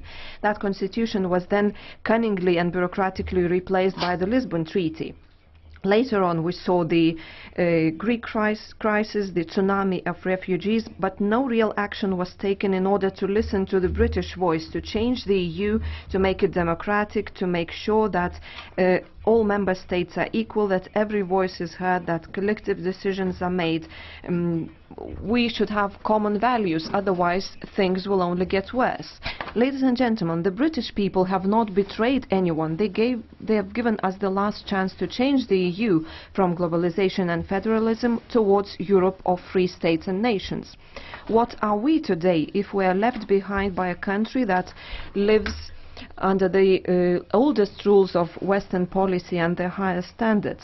In order to answer the key question about the kind of Europe we'll have in the future, that is, will it be a union of equal states or a dictatorship of Brussels, it is necessary to call a convention of all EU member states, which should draw up guidelines for a new constitution of Europe and which should become a new impetus for... Thank you very much. Mrs. Atkinson for... You know, the UK is a bit like Belgium was a few years ago. We're doing OK without national leaders. Now, I'd like to address Mr Tusk. This is directly to you, sir. I'm not here to gloat, but to say that I came into politics to get my country out of the European Union and vote Brexit. And they did. I am the 52%. I believe the victory of the national democracy will encourage my friends in other nations to fight for their right to determine their own national interests. And of course we condemn all the attacks on European citizens. They are most welcome, and particularly the Polish. At home we have had scaremongering by our own Prime Minister and Chancellor. They deliberately talked our economy down. That caused a little ripple in the financial markets last Friday. But luckily, the FTSE has reasserted itself, corrected itself, and the pound is now finding its true level. European businesses will recognise that they need to continue to trade with us. After all, over 288 billion of EU trade is with the UK. Our Commonwealth partners, the US, South Korea and others, are queuing up to do free trade deals with us. Don't be left behind. That's why it's imperative that Mr Juncker and the Commission takes no part in this negotiation process, which my group called for last week, and I actually put that motion down and my group agreed with. Jobs and business matters, not political retribution. He has also proved over the past few weeks that he is unable and unfit to lead these negotiations. Therefore, I'd like you, Mr Tusk, to head up the negotiations, along with the other 27 European heads of governments, because they recognise trade. Let's take this divorce forward, let's make it amicable and make it mutually beneficial to both my country and the European Union. There's a blue card for you, madam. Vous acceptez, Madame Atkinson? Madame Atkinson? Ms. Atkinson, can you accept? Thank you, Madam President. You made a shocking statement, colleague. You said that you joined the European Union in order to fight against it. This is totally unnatural, and I want to ask you, this is naive in my opinion. Do you believe that one is stronger than 28? Do you believe that you can influence the European Union by getting out of the European Union? I was elected to take us out of the European Union. I am the 52%. I don't know what some of you don't understand about democracy in this place. The 52% voted. We are going. And actually, the UK, the United Kingdom, has the Commonwealth. You know, our Queen is a head of state of many, many countries. You don't have that. Maybe that's why you need to be part of this sclerotic union. Mr. Korwin-Mikke, for 1 minute. Mr. Korwin-Mikke, 1 minute. Dziękuję bardzo. W 1908 Thank you. President. Spod okupacji trzech mocy. In 1918. Potem przekazała władzę Piłsudskiemu, on rozwiązał królestwo, potem był jakiś zamach stanu. We had been under the yoke of various powers in Poland, and finally we did regain our independence. Today, the United Kingdom wishes to be independent from the European Union. It is a difficult situation, but I am sure that the UK will also succeed in gaining its independence.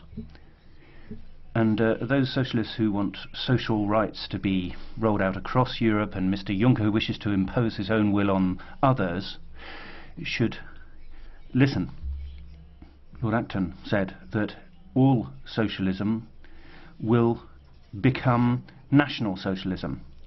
We have to defend ourselves against a socialist Europe. The European Union must be destroyed.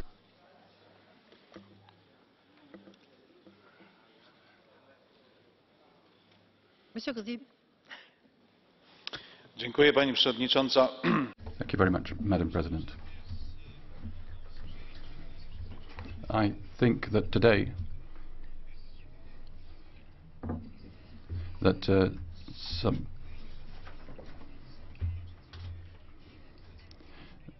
lot of people are sad about the British leaving the EU. The British themselves, they're rather concerned about this decision, actually. Sometimes we're tempted to reject all responsibility and to blame Brussels for everything. It's simple. But today, we should understand that that produces this result. That's what Brexit is. The same in Holland regarding Ukraine. We could have helped Ukraine by adopting this association agreement, but the Netherlands blocked this decision. We can't do it. Often we say it's not our fault, it's the Union. It's not our national authorities. It's the EU which is so far away. But we must realize that no decision is taken in Europe without the agreement of the member states and can't be implemented. So we must make sure that everybody participates in all the decisions. We must listen to our citizens. We shouldn't concentrate on details. We should concentrate on strategic decisions. We must, the UK must trigger Article 50, but if it's in the single market, it must respect the freedoms that we believe in the European Union. They must make sure that all its inhabitants are safe. Also the Poles living there. There are tens of thousands of Poles there. They can't insult them. That's unacceptable. In agriculture, that's a hot topic. I'm happy that the EU wants to talk about difficulties in agricultural markets. We have to agree together, and we have to take a look at that. Thank you. Can you accept a blue card, Mr. Grzyb? Acceptez-vous une carte? Can you accept a blue card, sir? Madame Spinelli.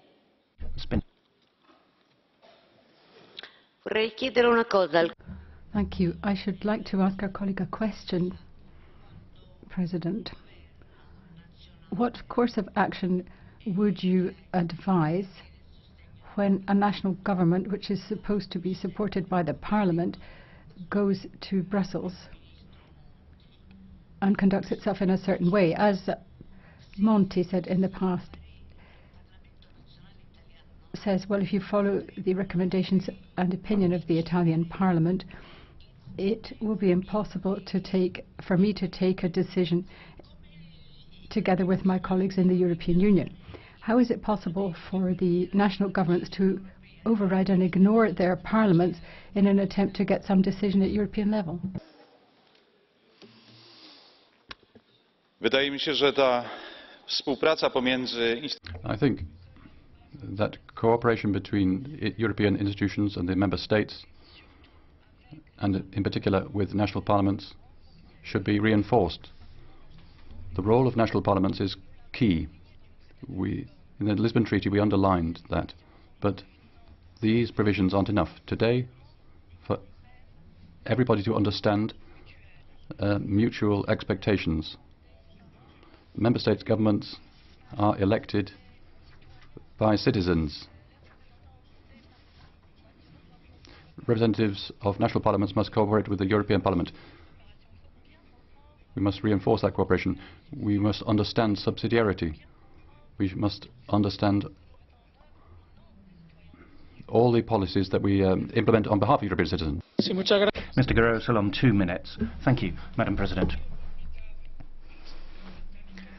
British society is now sliced down the middle.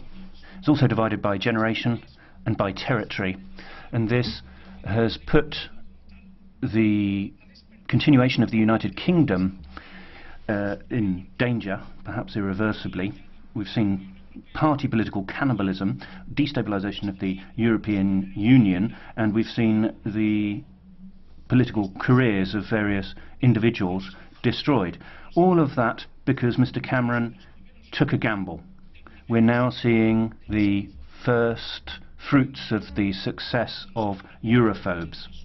And the European Council just put 1.5 lines of timid applause for Mr. Cameron, and 2.5 months later they'll come back to discuss it. That's not what we need. What we need is to trigger Article 50 rapidly and start negotiations on a new relationship between the UK and the EU. We need the European Commission to take the lead in those negotiations and not fall into the hands of governments in their bilateral relationship with them. We need an agreement which is satisfactory to both sides, but which cannot consist of a situation in which someone who leaves continues enjoying the privileges of those who remain without taking on board the responsibilities. We need predictability and clarity. We do not need confusion. Mr. Juncker said that we will not achieve truth through paraphrase and repetition. But I would recall the words of Francis Bacon, who's actually British, that it is easier to get truth from error than from confusion. And right now, we've got confusion. A blue card for you, Mr. Guerrero Salom. Can you accept? Monsieur Ujadowski. Pani Przewodnicząca, koleżanki I koledzy, ja byłem jednoznacznym zwolennikiem. Thank you. I personally would have liked Great Britain to remain in the European Union. That would have been my preference. I would now like to see good relations between the United Kingdom and the European Union. You are now suggesting that the European Council should be exerting pressure on the UK.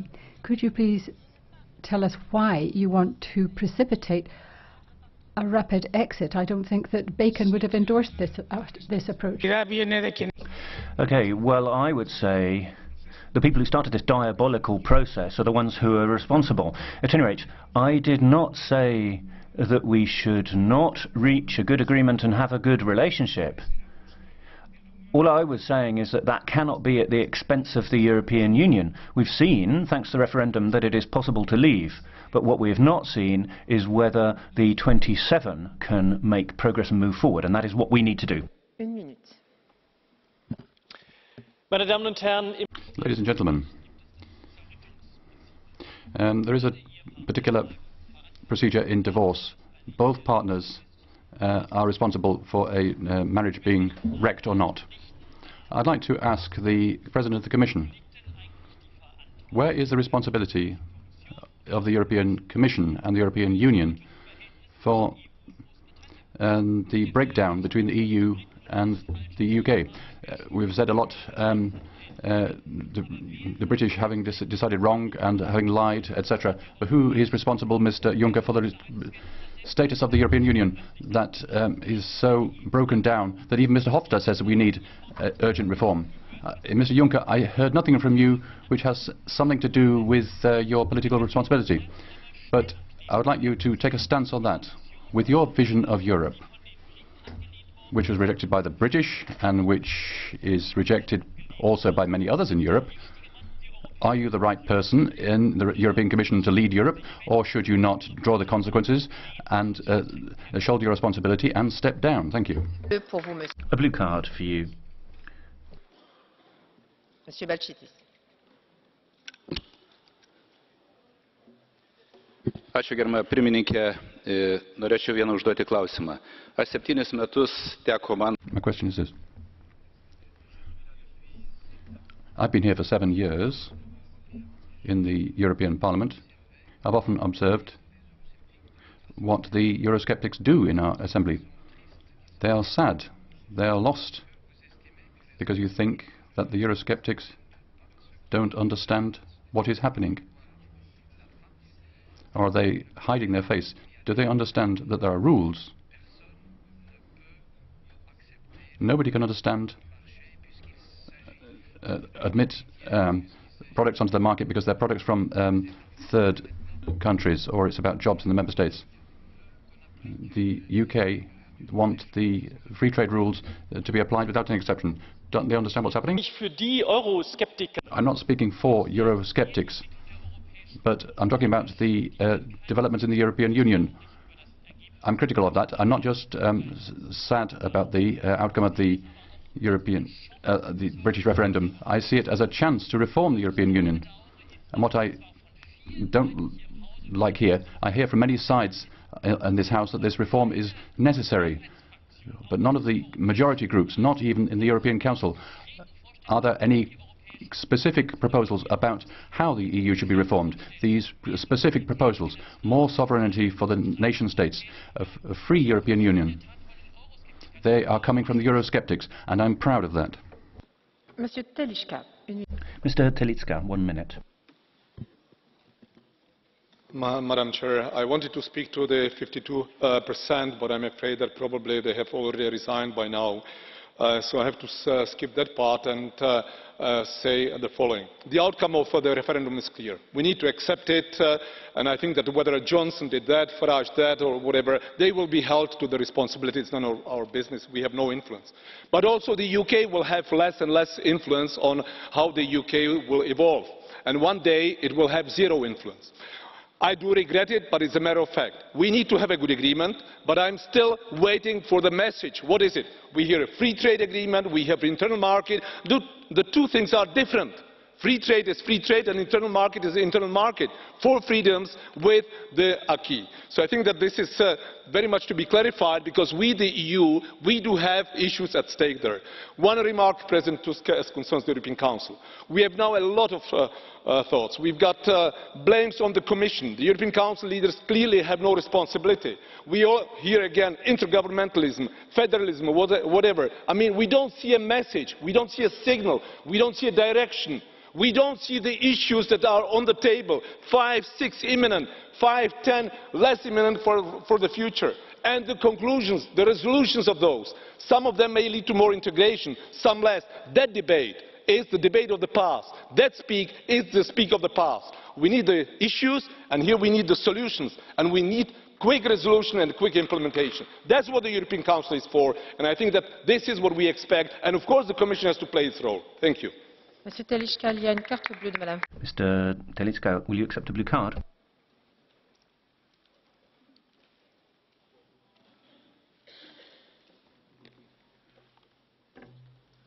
Thank you. In the past few weeks, I must have spoken to thousands of voters in the UK, and those who voted Remain voted for economic and political stability and recognised that there have been many mutual benefits from working together. Those who voted Leave did so because they felt the EU was out of touch and undemocratic. They were concerned about these 5 presidents making decisions that they felt they weren't in contact with. They saw the unemployment on the edges of the euro and were scared. They were fearful about migration. Now they won, and we need to listen to them. I hope we can have a mutually beneficial agreement for the long term, but we need to take time, so please, will you be calm? Take time. Was directed to me, but I am calm, and I'm one of the strongest advocates of ever closer, let's say, relationship between the UK and the EU. But two things. One is we need to understand what the UK really wants, and I'm getting mixed messages on that, so I'm really at a loss. The closer it will be, the better, but it has to be balanced. The second issue is reforms. We are now all reformists, all speak of reforms, but this is what we really need. I mean, we need a change, but we need concrete proposals. We can't be debating European Border and Coast Guard for a year. I mean, this is, I'm sorry, this is impotence. Political one. Thank you. Madame Anderson, 1 minute. Ms Anderson, 1 minute. Micro. I speak directly to Presidents Tusk, Juncker and Schulz. Brexit will damage the north of Ireland more than it will damage anywhere else. And if anyone says to you otherwise, they are living in cloud cuckoo land. We have farmers, SMEs, women's groups, community and voluntary sector, universities, foreign direct investment, construction workers and 23,000 cross-border workers and students who cross the border every day. Brexit will turn the north into an economic basket case, 1.2 billion worth of trade every week across Ireland. The Democratic Unionist Party's Leave campaign was reckless and it was wrong. And the political football was set up in order to get stronger links with Britain, harder borders and damage the all-Ireland economy.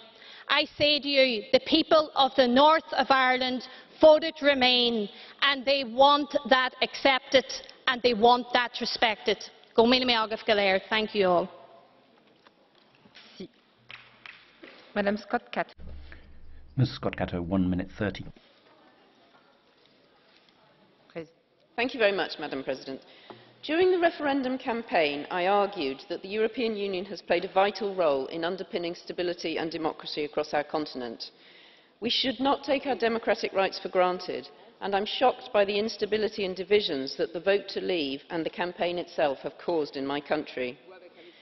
Many of those who voted for the UK to leave the EU did so for principled reasons, some of which I agree with. But I think it would be dangerously politically naive to ignore the fact that within the current wave of inarticulate hostility against the European Union, there are forces whose intention is not to reform our institutions, but to undermine democracy itself. As a result of the vote to leave the EU, my country is left without a government or opposition and with a frightening increase in the number of racist attacks. I have no doubt that we will return to a state of stable democratic governance, but in the meantime I offer some reassurance to those who are unsettled by recent developments.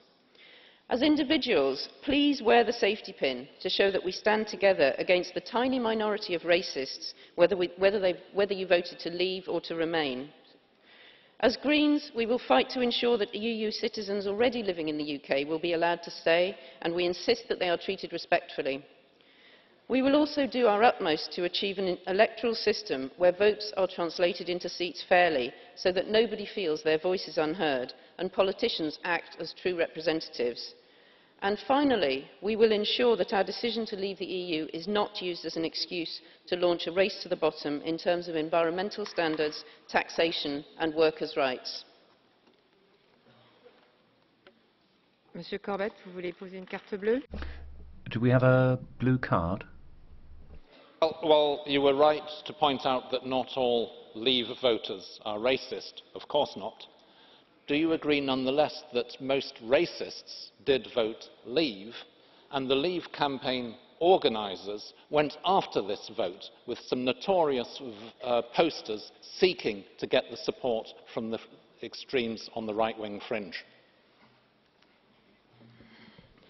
I do agree that there was some entirely reprehensible language used about other Europeans, and this has led to racist attacks against people in my country. I do think that came from one side. I think there was a mobilisation of racism by some elements of the Leave campaign, and I also believe it revealed how thin the veneer of civilisation is in all our communities and how we must all stand up against racism and fascism as soon as we see it and give it absolutely no house room. Monsieur Marc, pour 1 minute. Mr. Mach, 1 minute. Marc. No, Monsieur Mach. Mr. Mach. Dámy a pánové, Ladies and gentlemen, please, regardless your political parties, please do realize that the British referendum gave hope to people, hope that democracy is not a lost thing, that popular vote can change things. And Nigel Farage, whether you like him or not, gave hope to people, that ordinary people that are not engaged in the fraternity of ruling parties can change the course of history from the bottom. And also this not very flexible institution. And even though Farage is not in the British Parliament, through the power of his word and argument, he can press his country towards independence. And I think he deserves recognition for this. And I think that your strong words against him actually are the recognition, an expression of recognition. So, Nigel, thank you very much. You gave hope for us, and therefore we are going to engage in a campaign for Czechzit in the Czech Republic, because we want a safe, prosperous and free Czech Republic that would willingly be cooperating with other nations of Europe. Thank you. C'est à vous, monsieur. Go ahead, sir. Voorzitter. Thank you, President. This European Union, this evil union, must be destroyed. It is a union which is incapable of reform. The elites who have been running this have simply made it clearer and clearer that they're turning against the people's wishes in Europe. There is no clearer illustration of the lack of democracy as the way they're trying to set aside the outcome of the referendum. There have been referenda in the past in France, in the Netherlands and elsewhere. They were clarion cries for the end to be brought about of the European Union, this evil union. We need to achieve this at last. This union is not democratic. It has zero democratic legitimacy. I would like to see an orderly dismantling of the entire European Union before it's too late, before people after people have no alternative but to recourse to resolution. Therefore, Mr. Juncker, step aside and let us have a curator in place who can actually carry out this liquidation exercise. Mr. de Graaf, there's a blue card for you. Madame Voetmans. Ms. Veltman. Voorzitter, meneer de Graaf. Thank you. I'm actually ashamed to hear what you are saying and the way you are speaking and talking about dismantling and breaking down this Europe. You sound just like Mr. Farage. You would no doubt do the same thing. You would just jump from the sinking ship if you were in his position. How on earth do you think you can face these challenges on your own? What are you going to do about asylum? What are you going to do about migration? How are you going to defend the European Union? The Eurobarometer shows clearly and unequivocally our citizens want a different, a better Europe. I'd like to have your opinion. Mevrouw de voorzitter. Thank you very much, President. Evidently, Ms. Voutmans has her own idea about what I'm going to do. I would obviously differ from that, but what I would say is that before we had this European Union, things were not going badly at all in Europe. Thank you. We had no financial crisis, no recession, no banking collapse, no migration crisis. How many more do I need to list? Everything was going fine and dandy. Now I look to the future and I see that there is cooperation between various states. There's economic cooperation, such as we saw in the past, but we could at least have that without this absolutely monstrous authority trying to dictate to us. La parole est à Monsieur Voigt pour 1 minute. Mr. Voigt, 1 minute. Thank you, Madam President. Mr. Tusk, what did you do at the meeting? We heard today the 27 states are moving closer together. NATO should be made a closer part of us. The only specific issue on the agenda was that you said that there are only 50 illegal border crosses instead of 7,000 in the past. But that isn't down to you. That's down to the national states, which have established order on the borders. Why don't you say anything about re-establishing the Schengen borders? Why nothing about distribution or sending back migrants? What about reform of quota rules, nothing on CETA, on TTIP, nothing about activating finances for many unimplemented decisions of the EU. Why do you say nothing about the main problem of youth unemployment and unemployment throughout Europe? In your model countries, in Portugal and Greece, unemployment is highest. I shall give the floor to Mr. Lamassoure, but it has been pointed out to me that we're running late and we have a very long list, so because we have catchy eyes, well, I won't take any more blue cards. Mr. Lamassoure, 2 minutes. Thank you, President. I wish I didn't have to say this, but our three institutions have fallen short of the mark in preparing for Brexit. There are unpredictable effects, but there are also certain predictable aspects. There was, of course, a chance that Brexit would happen, and we should have prepared calmly in advance for the various problems that our institutions would face as a consequence of a member state leaving. Some of us suggested that, but to no avail. And now, as spirits run high and people are emotional, we're dealing with very delicate issues that affect individuals, our friends. For example, imagine a situation where somebody leaves a family and then presides over a family meeting. Could you accept a situation where a European law that does not apply to countries that are leaving should be adopted by a majority thanks to the representative of the country leaving? And that law would then be applied to the other countries. How legitimate is a commissioner appointed by a country that is leaving? Jonathan Hill gave us a very elegant answer to that question. And we're leaving decisions to the personal conscience of people involved, which is an unenviable situation for them and an awkward position for us. Of the staff, there are 1,900 British European civil servants who are still in our midst, but for how long? Can they be promoted if they're only going to be in place for a few months?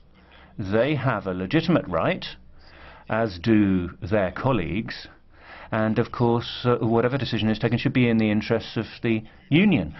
Our three institutions need to get together to come up with common responses. That depends on us. We should not wait for London to take a decision. Ms. Fayon, 2 minutes.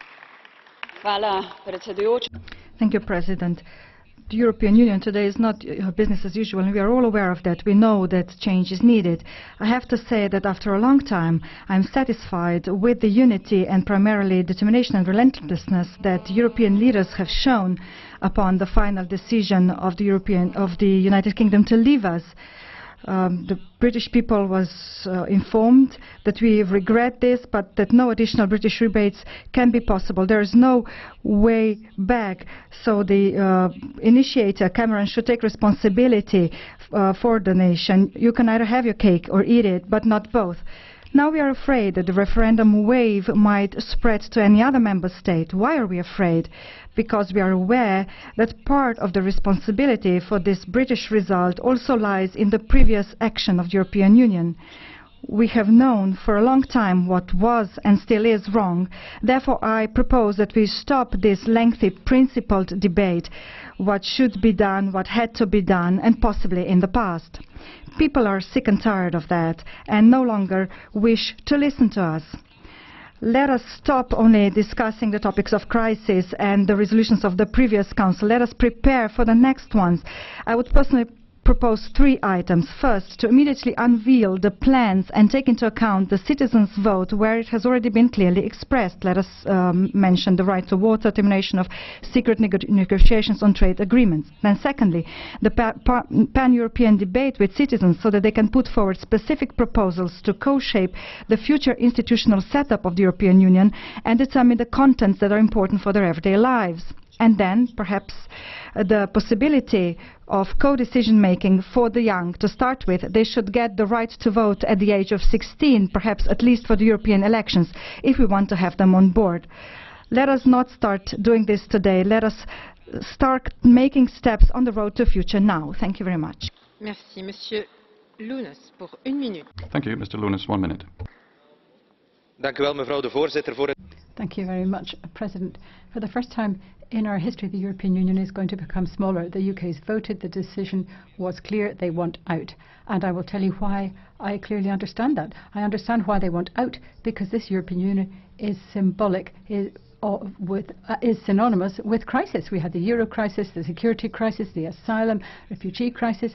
The British referendum was a wake-up call, a big-time wake-up call. Yet I can see that many people across the European Union are half asleep and haven't woken up to this. Mr. Verhofstadt hasn't got it. He seems to think it was perhaps some kind of alarm with a snooze button, and he's just pressed snooze and carries on dreaming of his European taxes, his European rulers, his European regime, European transfers, European superstate. Dream on, Mr. Van Hofstadt. The European federalists have not got it. We've got to tackle migration. We have to have greater security. We need identity, recognition of identity, and we need cooperation and respect for sovereignty. That's what people have voted for, and these are the concepts we should be debating here. Mr. Tusk, you need to turn your rational approach to getting this on the table in Europe. Thank you. Thank you. Ms. Pagazaurtundúa, for 1 minute. Sí, gracias. Thank you, Madam President. Reading the Council conclusions, one might be forgiven for thinking that Council is in cloud cuckoo land. A line and a half about Brexit and refugees have disappeared, but never mind. We could have another storm on the horizon, another referendum in October on refugees. Mr. Tusk's Council is paralysed now because of these various fears. Mr. Verhofstadt has said either the EU changes or dies. I would say either Council changes or the EU dies slowly, piece by piece, will topple. 1 minute. Mr. Flanagan, for 1 minute. Thank you. The Brexit vote has set the alarm bells ringing across Europe, but the message from the British people isn't just for their own government. It's for the EU, for the Council, for the Commission, and for you, Mr. Juncker, especially. Good to see you're listening. The EC that we joined with Britain back in 1973 was a worthy project, bringing peace and prosperity to Europe. The EU, with the euro to the fore, is a catastrophe, undoing all that good. Look at how this so-called union is treating Ireland. We were blackmailed and bullied into taking on debt that wasn't ours, given loans to the tune of €67.5 billion to bail out the European banks. Most of our own banks were already dead, zombies. As a direct result of that, we are now in the process of borrowing money to destroy €2 billion last year alone. Look at what the EU and its euro did to Greece, to Spain, to Portugal, to Italy. There is a saying, Mr. Juncker, don't hold on to a mistake just because you spent a long time making it. I say here, undo this union, starting with Lisbon and Nice. Else, Mr. Juncker, ask not for whom that tale tolls. It tolls for you. Listen for a change. Pour 1 minute. Mr. Durand, 1 minute. Merci, Madame la... Thank you, Madam President. Mr. Tusk, we are at a moment where Europe is talking about is very societal.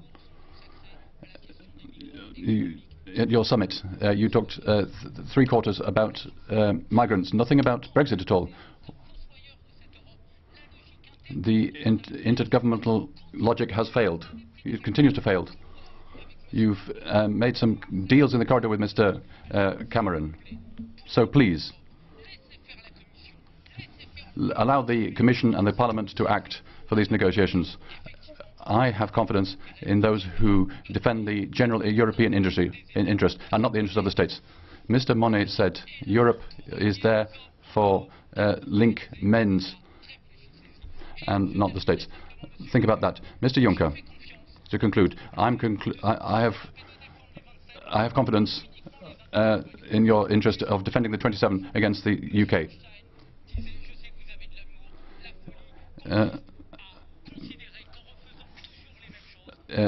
Folly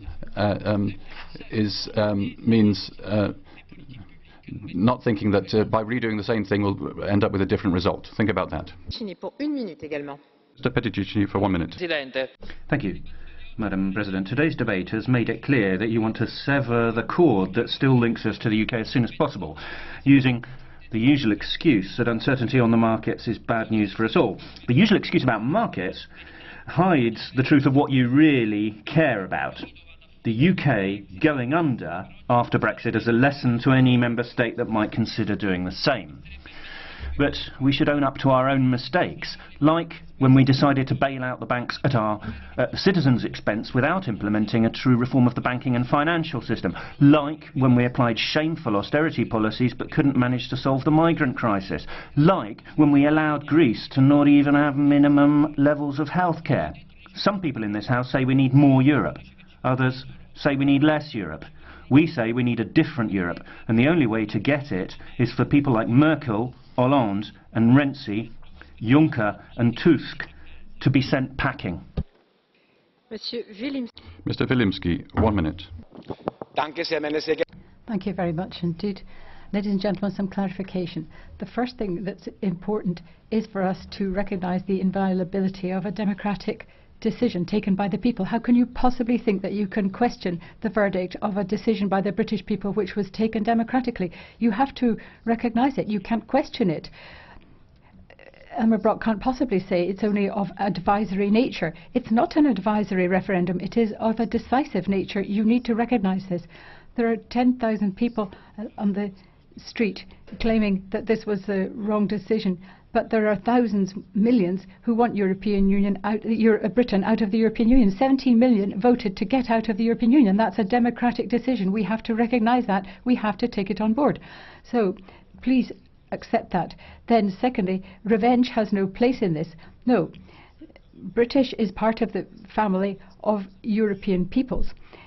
We have to discuss on a bilateral and multilateral basis between the British and the Europeans to do justice to the respective interests of all. And thirdly, don't draw the wrong lessons from this. It's not Mr. Schulz, nor the European Central Government, nor Mr. Juncker, nor the Parliament that are really at stake here. There's much more. We need to give powers back to the European individual member states, and that's how Europe will survive. Mr. González Pons, 2 minutes. We cannot pretend that nothing has happened. Brexit is very serious. We can't just carry on and put our foot on the accelerator in Europe. The EU and the UK will take divergent paths now. We need to have a transparent, rapid solution. We cannot give the impression that we are incapable of taking difficult decisions if we have very slow long-term negotiations. If it's too bureaucratic, then all the fears of those in favour of Brexit will be confirmed. We cannot let the UK get better conditions having another referendum. They cannot get better conditions outside the EU than in the EU. The future of the EU is not about giving a response to the UK. More Europe is not the answer yet. It is a more European spirit is what we need. You cannot have patriotism without a homeland. We need a European spirit. If you look at what happened during the referendum campaign, there was perhaps a different spirit at play in Britain, but we did not speak out. We did not speak out during the referendum campaign. The Parliament, Council and the Commission did not speak to the people of Britain during the referendum campaign. In any divorce, there's some blame on both sides, and the EU needs to accept some of the blame. We need self-criticism too. Any government using Europe to justify unpopular decisions are wrong, and the institutions are wrong to take cruel decisions without looking the citizens of Europe in the eye. We need to achieve a situation in which the UK is the last country to leave the EU, not the first. And in order to achieve that, we need to build a better Europe. And in my opinion, that will be Europe with a heart. Mr. Fleckenstein, for 2 minutes. Madam President, colleagues, Brexit, that's a decision of the British people. We regret it, but our work principally is for those people who in the EU are becoming more sceptical about what we're doing. Why are these people dissatisfied? It's not principally about institutions. It's about content. I'm asked, where is the financial transaction tax that we asked for after the bank crash? I'm asked, where are the jobs for young people in Greece? Or do you think that just saving will be enough? I'm asked, can't you really take on 1 or 2 million refugees together? I'm asked, what are you actually doing to tackle the causes of this exodus?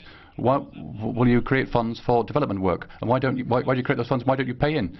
Why do you not stop cheap exports to Africa, which make industry there so difficult? That's what people are concerned about who speak to me. We have no lack of good ideas, but what we do lack, at least partially, is the implementation of these. And that's not because of the Commission generally. Generally, it's not because of the Parliament. The German Finance Minister last Sunday gave an interesting interview. He said, amongst other things, the institutions should take the initiative in solving the problems, and if they don't do that, we will solve these problems outside of the institutions between the governments. But you know that most specific proposals are discussed by the member states or shot down in the back rooms of the council and not by these institutions, not by the parliament, and that's an error that we ought not to follow. Madame de Sarnez. Ms. de Sarnez, for 1 minute. Pardon, Monsieur Nicholson, excusez-moi. Sorry, Mr. de Sarnez. Mr. Nicholson. Sorry. Indeed, Madam President. Can I say, first of all, now is not a time for recrimination. The truth is, and Mr. Juncker, you said, where's the plan? The truth is, they never expected to win. And the truth is, neither London nor Brussels had a plan, has a plan, and they've got now to go and construct that plan. While Northern Ireland voted to remain within the European Union, I have to say I respect the United Kingdom as a whole, as a nation state. We stand by that. So there's no question of anything else about Northern Ireland, difficult though it will be for us. And the UK decision must, in my opinion, be respected. There will be many twists and turns in the rocky road ahead that we now have to travel. But I have to say to you, Mr. Tusk, you have a massive, responsible role to play here. To you, Mr. Juncker, to date, your comments and actions have neither been helpful, and, sir, you are part of the problem, maybe not part of the solution. And can I say to this House, it was a massive mistake to send David Cameron back to fight a referendum with one hand tied behind his back. Don't make that mistake again. C'est au tour de Madame de Sarnez. Now, Ms. de Sarnez. Le lâche abandon des... Thank you very much indeed. The leaders of Brexit have given up on any courage that they have. They're simply leaving a huge millstone around the necks of the British people. There is a huge threat out there to the future of Britain, but there is also a risk for Europe to fall apart unless we're able to change the things we need to take the initiatives we need to take to have a radical rethink of Europe, its objectives, its rules and how it works. This is what we need. The people of Europe are awaiting a vision. They're awaiting a roadmap to a positive future, not just a market to which they are subservient and to which they devote their lives. We need effective policies focused on the essential things we need to take forward. We need a democratic Europe where the people are recognised as legitimate participants in decisions which are taken on their part, on their behalf. And that is what I would ask you, those in power in Europe, to recognise and to implement, and it is absolutely a matter of the greatest urgency. Ms. Curry, 1 minute. Thank you, Madam President. The British population has said no. It's not nice or convenient for everybody, but that's what's happened. We should notice that it's the worst off who said it's enough. They think the price is too high. They have a lot of problems with social dumping, not because there are employees coming in from other EU countries, because companies use the EU and the single market to reduce conditions, to worsen conditions. And if workers are played off against each other. We must recognise the choice of the British people. They want to leave the EU, but they also want to work together and to trade. We should have a good and proper exit and make sure that nobody's isolated, but that we work together. There is cooperation outside the EU, and we must make sure that the citizens in other EU countries should be heard too. We shouldn't be afraid of the voice of the people. We should listen to them, and it's high time that we should ask them. Thank you. Merci. Thank you. Mr. Rebecca, 1 minute. Thank you, Madam President. Mr. Juncker, Mr. Tusk, you will have noted that in this discussion, the two institutions that we hold dear have been held up to ridicule by various political groups. It is clear that we need a reform of the EU, otherwise the EU as we know it will not have a future. And I hope that this will be the last time that you fail to take account of what all the political groups are saying to you, sirs. Council has discussed growth, migration, EU security, etc. Standard procedure. It's all become rather routine. One doesn't expect spectacular reactions. The EU is going through an identity crisis, a severe identity crisis at present, and it appears that European leaders do not have a plan to put to citizens a project that will bring the countries of Europe together. Thank you. Ms. Gardini, 2 minutes. Sì, grazie. Thank you, President. The result in the referendum, Brexit, has been a huge shock to us, but we need to have clarity of thinking and a long-term approach. You can't be selective in your interpretation of the referendum result. We can't have a single market a la carte. If you want access to the single market, you must respect the 4 freedoms, including freedom of movement. That's it. But of course, we have problems, and we carry on having the same difficulties as we've had for some while, because we're in a halfway house where integration has not been completed. We're not far enough through, yet we're interdependent. We're halfway across the fort and we don't know how to get to the other side. We need to have the courage of our convictions to serry our ranks, focus our efforts and bring about the change that our European citizens so sincerely want. Because how is this Europe of ours perceived? It's perceived as weakened by the economic recession, shaken up by migration, which is out of control, terrified by the spectre of terrorism, and as a spectator on the sidelines, helpless in the face of what's going on globally, geopolitically, even in our neighbouring countries and further afield. We need to change. We need to change. We need growth. We need prosperity. We need social prosperity, welfare. We need peace. Peace, prosperity and welfare. That's what we promised our people. And we have not given them this. We are responsible for the political framework to stop things all going adrift. We mustn't get bogged down in technicalities. We need to return to the dreams of the founding fathers, but with a fresh take on this.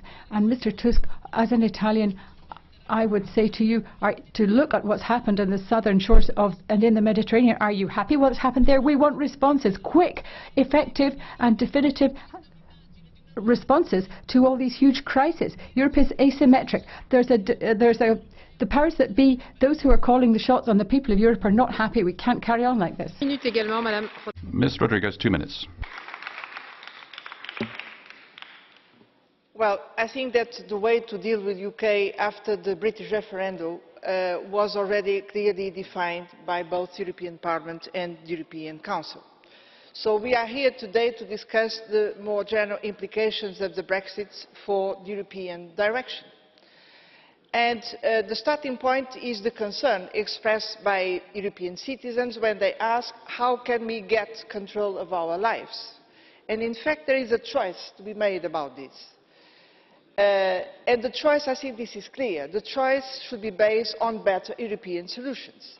Because in face of the larger migration flows, we cannot go back to national borders. We rather need to build up a real European border to host refugees and to manage migration with the origin countries.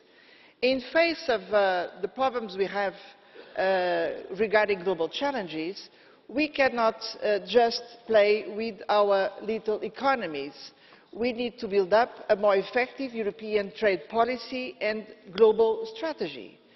And in face of very poor recovery and jobs creation, we need to make the best of the European scale, so this means single market and Eurozone, provided they are really able to deliver quality jobs and more economic and social convergence. So what we need is not to go back to national borders. What we need is better European solutions. And better European solutions can only be defined by the community method, meaning the Commission proposing, the European Parliament discussing, and then with permanent interaction with the European Council, the Council and the national parliaments. Tomorrow, the European Parliament will deliver a first contribution for this roadmap we need to define and implement. Mr. Van Dalen. Mr. Van Dalen, 1 minute. Voorzitter, de Britten vertrekken en krijgen... Thank you, President. The Brits are going and they're getting all the blame. In our group, we see what is being said. Populism is being blamed. That shows that people here are blind. A German said to an Estonian that there were many huge difficulties that had to be resolved. They're right. What's happening to the fish that's being fished all throughout the European Union and turned into fish meal, it's turning the fishermen, the same as the lorry drivers, the same as many citizens, off Europe. They won't support it, and that is what underlies the whole problem. So the next time, have your summit in a convent and shut yourselves away and think carefully about where the blame lies for this massive disaster. Because if we carry on constructing this edifice of Europe without further deep thought and reflection, then the Brits will be on their own. There will be more referenda. And it won't just be a distraction. Never waste a good crisis. For 1 minute. Ms. Bilbao Barandica, 1 minute. Gracias, Presidenta. Quiero expresar... Thank you, Madam President. I would like to express my full agreement with Mr. Schulz's words at the summit last week. Leave means leave, and that means we need to ensure that we meet our full potential in Europe. Economic development, investment, moving towards a political union. My own political party has supported this idea since the beginning of the 20th century, and we have a 1933 document saying that, and our first Linda Kari played a crucial role in the Hague Conference in 1948 and in other international fora. This week we've heard Europe coming in for a lot of flack for decisions that have been taken in times of crisis, but the people making that criticism are the same people who've been making these decisions in Council. So people are evading responsibility and pointing the finger at Europe, scapegoating the EU. There are various national interests, but we have to look at the common project and look at what is in everybody's interest. Thank you. Mr. Schöpflin, 1.5 minutes.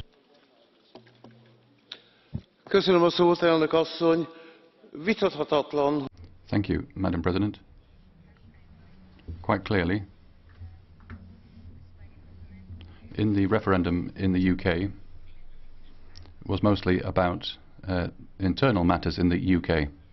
But it's also an error to say that the referendum was only about British issues. This referendum was also a referendum about the European Union, about decisions taken in the European Union. Of course, it's human to err, but the powers that be in Brussels have made a lot of mistakes. Restrictive economic policy, migration.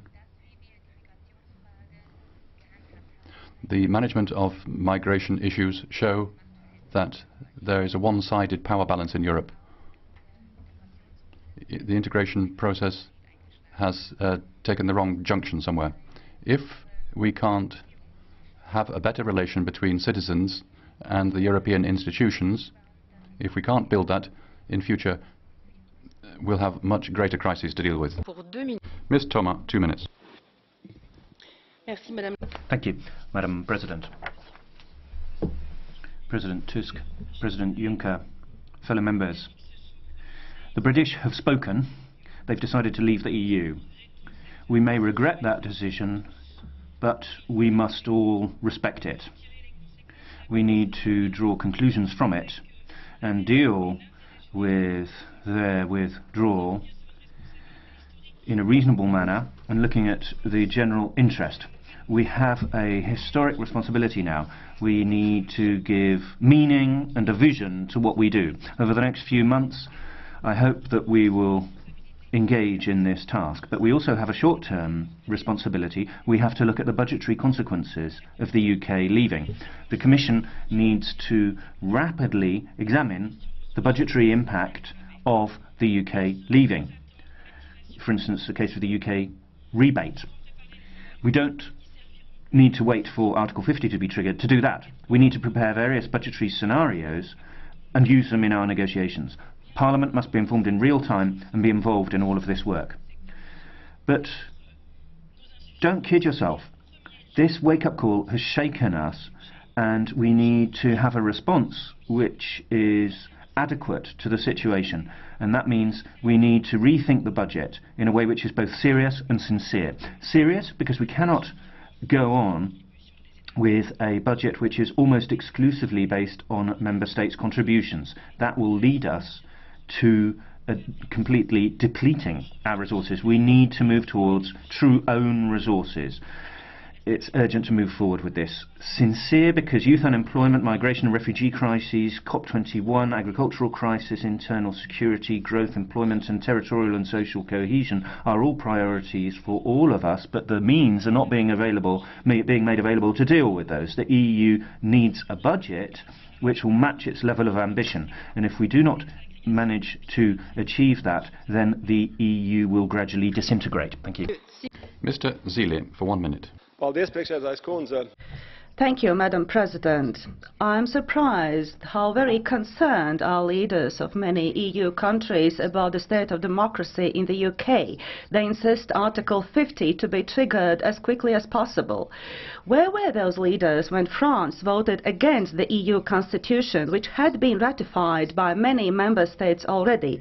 Nobody said then, we'll go ahead, but you can leave. Why such hurry? Because there is obvious wish to divide the rich and hearty pie of the city between Paris and others on the other side of the Channel. Let's grab everything of value and do it quickly. Even the fight over Commissioner Hill's portfolio was about nothing else but the big pie. And those left-wing politicians urging to launch the EU referendum should not forget how low the participation rates might be. I invite you not to do, because you will arrive at... Thank you. Ms. Gabriel, for 1.5 minutes. Madame le Président, une fois n'est pas coutume, il aura fallu des jours critiques comme ceux-ci pour que dans les One swallow doesn't make a summer. We need to recognise that we have to address ourselves to the issues in Europe. For 27 countries, this is a wake-up call. We need to look to how we can create a future from this. There are those who say that we need more sovereignty, who have built Europe of a technocratic nature, but now they find that democracy is threatening to overturn their edifice. The Council is clear in its conclusions. Europe is facing many other challenges, migration, security, and we have got to respond to these absolutely urgently. We need to stay united so that we can build a democratic union, which is what our citizens would subscribe to, and we can't do this without responding to the concerns, the daily concerns of our people. The red lines of Brexit had already been set out by the President of the European institution. No cheap access to the single market, no going back on the 4 freedoms, in particular freedom of movement, which must be respected whatever the agreement with the European Union.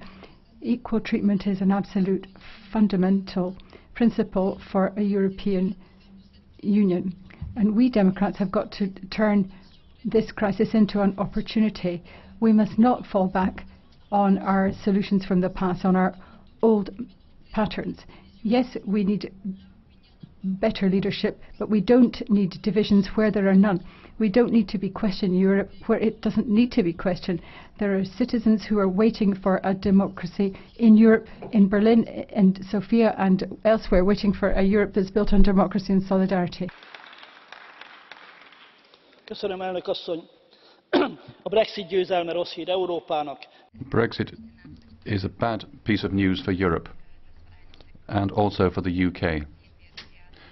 Even now we can see the first effects, political chaos and the effects on the economy, but also the humiliation that the decision was the wrong one. But there's something else. Brexit is the result of xenophobic lies. The Brexit camp misled the electorate, and the entire country has been led into a cul-de-sac. It's easy for Farage to sit around than to look into the eyes of the voters who is misled. Those who are against Europe can only win if you believe their lies. We must all know there is no alternative Europe. Those who wanted Brexit are the biggest opponents of their own countries. We are faced with challenges which can't be dealt with by member states. We don't need this stupid policy of isolation. We need a common European policy, joint solutions. The experience of the referendum is that indecision and populist is not something that the populist lies can address. We have three tasks today. First of all, we must deal with things so that the fundamental values of Europe and principles of Europe aren't questioned. Secondly, we must be more decisive in acting against populism and counting anti-Europeanism. Thirdly, we must take decisive steps for the European project based on a federalist European idea. Barikov, 1 minute. Thank you, Mr. Barikov. 1 minute. Mr. Juncker, we heard a lot of empty talk from your favorites in this call. There is the toll which has been sounding. Now it seems that you understand that the existing formula is no longer to be applied. Let's not act as ostriches. So, where is your plan? England and Bulgaria on both sides of the line. One give more, others receive more. But people are disenchanted and they are not interested in the movement of capital. Now we see that there is higher corruption. For instance, in my country, many people enriched themselves. So there is only one option, Mr. Juncker, either change or die. Thank you very much, dear colleagues. It was a really difficult and complicated weeks. We have a lot of things ahead, and obviously there is a slightly different agenda for our British friends, like for our group of 27 if UK decides to leave. It will take the time to sort things out. I call that we stay calm and correct in the meantime and respect the treaty. Our colleague from UKIP has said that he is looking after the relationship in trade like with US, China or Russia. If this is so, he should also have in mind that while we are negotiating such a treaties, we are strongly defending the interest of European citizens and not the interest of our counterparty. There are many issues on which Europe can be made better for our citizens, and these should be our priorities. I am very happy that the Council was actually debating some of these issues, and let me stress only some of them. Sustainable economic policy is a precondition for the economic growth, and jobs and growth are our key priorities. So that is why the European semester recommendations should be respected. We should improve the functionality of the single market, for example, in the digital area and in the services. And lastly, let me say that I appreciate the progress that was made in the area of taxation due to the ability of the Council to find a common ground. Thank you very much. Merci, Madame Gomes. Thank you very much. Ms. Gomes, 1 minute. Confrontados com Brexit e We're faced with Brexit and other challenges to the European project. We could abandon ultra-liberal austerity and go back to our founding values. But what about the right to asylum, human rights? They all appear to have disappeared now that we have this new EU-Turkey agreement. Looking at the Council conclusions, it's all about border controls and not letting people in. So we're now letting the far right dictate our agenda. We had an intergovernmental model, but we're now seeing immoral behaviour towards Spain and Portugal. Dr. Schäuble-Strangelove is apparently hell-bent on destroying the Europe based on the values that we previously had. Mr. Ferreira, 1 minute and a half. Thank you very much, Madam President. President of Council, President of the Commission. I would like to start by saying that as a citizen of Portugal, we have an old alliance with the UK from the 14th century, and so we are greatly saddened by this news. We also need to go back to certain principles. We need to give the UK time to make a proposal. It appears inexplicable that they didn't have anything ready, and the people who are responsible for what happened appear to have fled to the hills. At any rate, we also need to be very firm with the UK. If they want access to the single market, then they have to respect the 4 freedoms. If they want another kind of agreement, then we'll have to start from scratch, but they certainly can't count on getting a situation which is any better than the situation that they have now. These are basic principles. We also want to keep as good a relationship as possible with the UK. We want to have the best possible agreement with the UK. We have a lot in common with Brits. We share a civilization, we share a community. It's in everybody's interest for us to have a good agreement with our British friends. But as I say, there are certain basic principles that we have to respect. Member States, governments and Council need to move forward in terms of integration in the EU. That is the best response that we can give to globalization and the very sad news that we got on the 23rd of June. Garcia Perez, pour 1 minute. Thank you, Ms. Garcia Perez, for 1 minute. Thank you very much, President.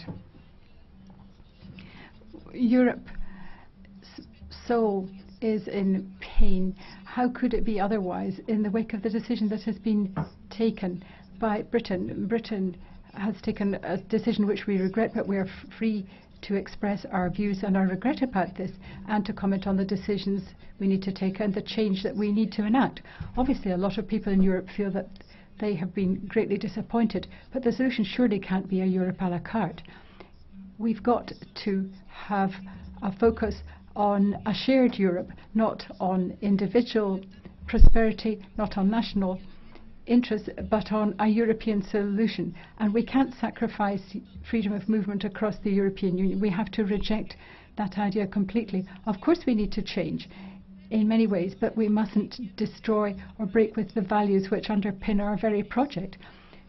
Shared projects, shared policies, a more integrationist Europe, leaving behind the selfishness of the past, acting together in our great diversity. Mr. Karas, 1.5 minutes. President of the Commission, ladies and gentlemen, politics isn't a game. I call for more seriousness, more backbone, more reflection and more decisiveness. Europeans, let's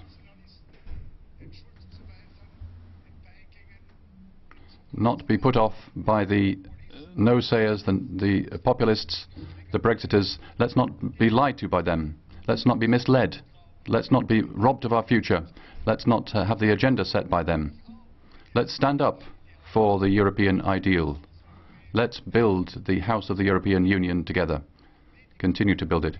Politicians, let's stop finger-pointing.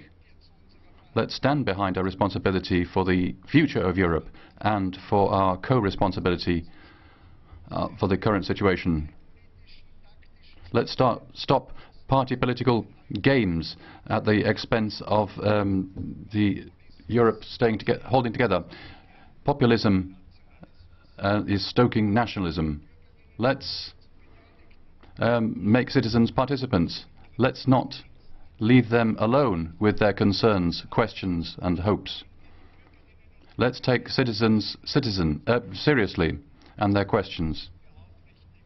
If we are to do that, we must have a proper approach to them, and we must fight for European democracy and make the Europe better to act, more transparent, more efficient, and a speaker for the continent in the world. Make it better.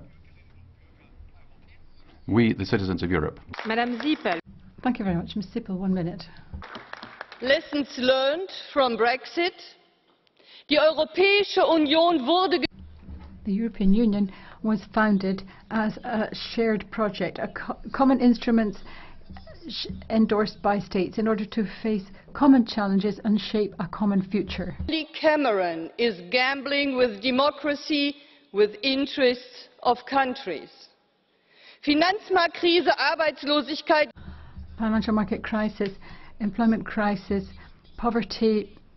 Too many people feel they're not represented. The anger is being directed against the European Union, yet the anger is also against our governments, our national governments, and it is frequently being seen and translated into a rejection of migration, a rejection of refugees. What sort of Europe do we see? We see walls, fences, failure to give assistance to those who need it. We see a lack of solidarity right throughout the European Union. Lessons learnt. Just before the parliamentary recess, it's time for us to stop gambling and take on responsibility. Madame Schwitzer. Thank you, Ms. Switzer. Thank you very much. There are two topics that dominated the Council. One is migration and the other is Brexit. When we speak about migration, it is obvious, as Mr. Tusk said, 7,000 migrants in Greece every day. Now there are 50,000. Europe is the only solution. Brexit is regrettable, but I'm happy that 27 states are determined to defend our union. This is something that we are happy about, and we will continue to work together. Britain and Brexit. I agree with those that they can't have a European Union à la carte. If they want access to the single market, they should respect the freedom of movement. This is one of our freedoms. We should persist in that, and I believe that we Europeans will resort to a new culture of responsibility for the future of Europe. We have good regulations, but we have to start implement them. We have to be sure that we are able to implement them. We should say the same things here in Brussels and in our national states. As Mr. Weber said, Europe is democratic. We should stay together. We should work together and invest together. Thank you very much. Ms. Perez. Thank you, Madam President. I wanted the the UK to remain, but now it's in the Brexit camp. As a European institution, our responsibility is to deal with this as soon as possible and to reduce the uncertainty which allows doubt to float in the air, which saps any relaunch of the European project. It's the interest of the British, it's in the interest of the 27. I count on you, both presidents, for that to be the case. President Donald Tusk and Mr. Juncker, you're two of the 5 presidents who authored a report on the future of Europe before Brexit. After Brexit, we should avoid aggravating divisions in Europe, and we should deal with the Eurozone with urgency.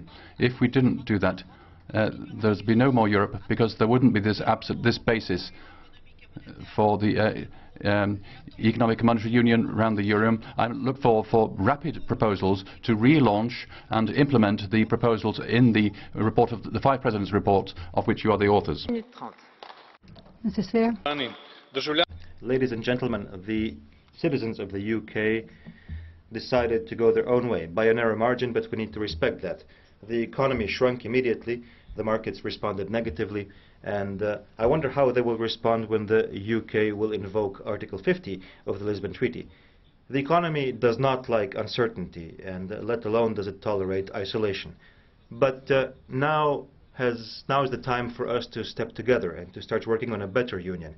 One thing is clear for certain: no one can reap the fruits of the European Union while not at the same time respecting its values and commitments. In the European Union, the time for self-reflection has come. I am not an advocate of introspection on the sense of our common existence every time a crisis comes. No, I think we need a European Union that is small and invisible with small challenges, and very much visible with big challenges. Eurosceptics and populists smell blood, but our citizens have come to realize that their cheap solutions to complex issues are the wrong way. Support to the Union has actually increased in most member states, which is a very bad message for the protagonists of the Brexit. But despite the Brexit, I think we need to pay particular attention to the British young, who are very much open to the Union. Thank you very much. Merci pour 1 minute, monsieur. Thank you, Mr. Mavridis. 1 minute. Thank you, Chair.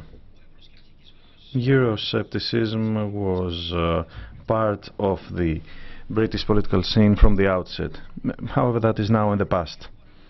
When a country leaves, it is a failure of all of us. Of course, it's a greater failure for the EU itself.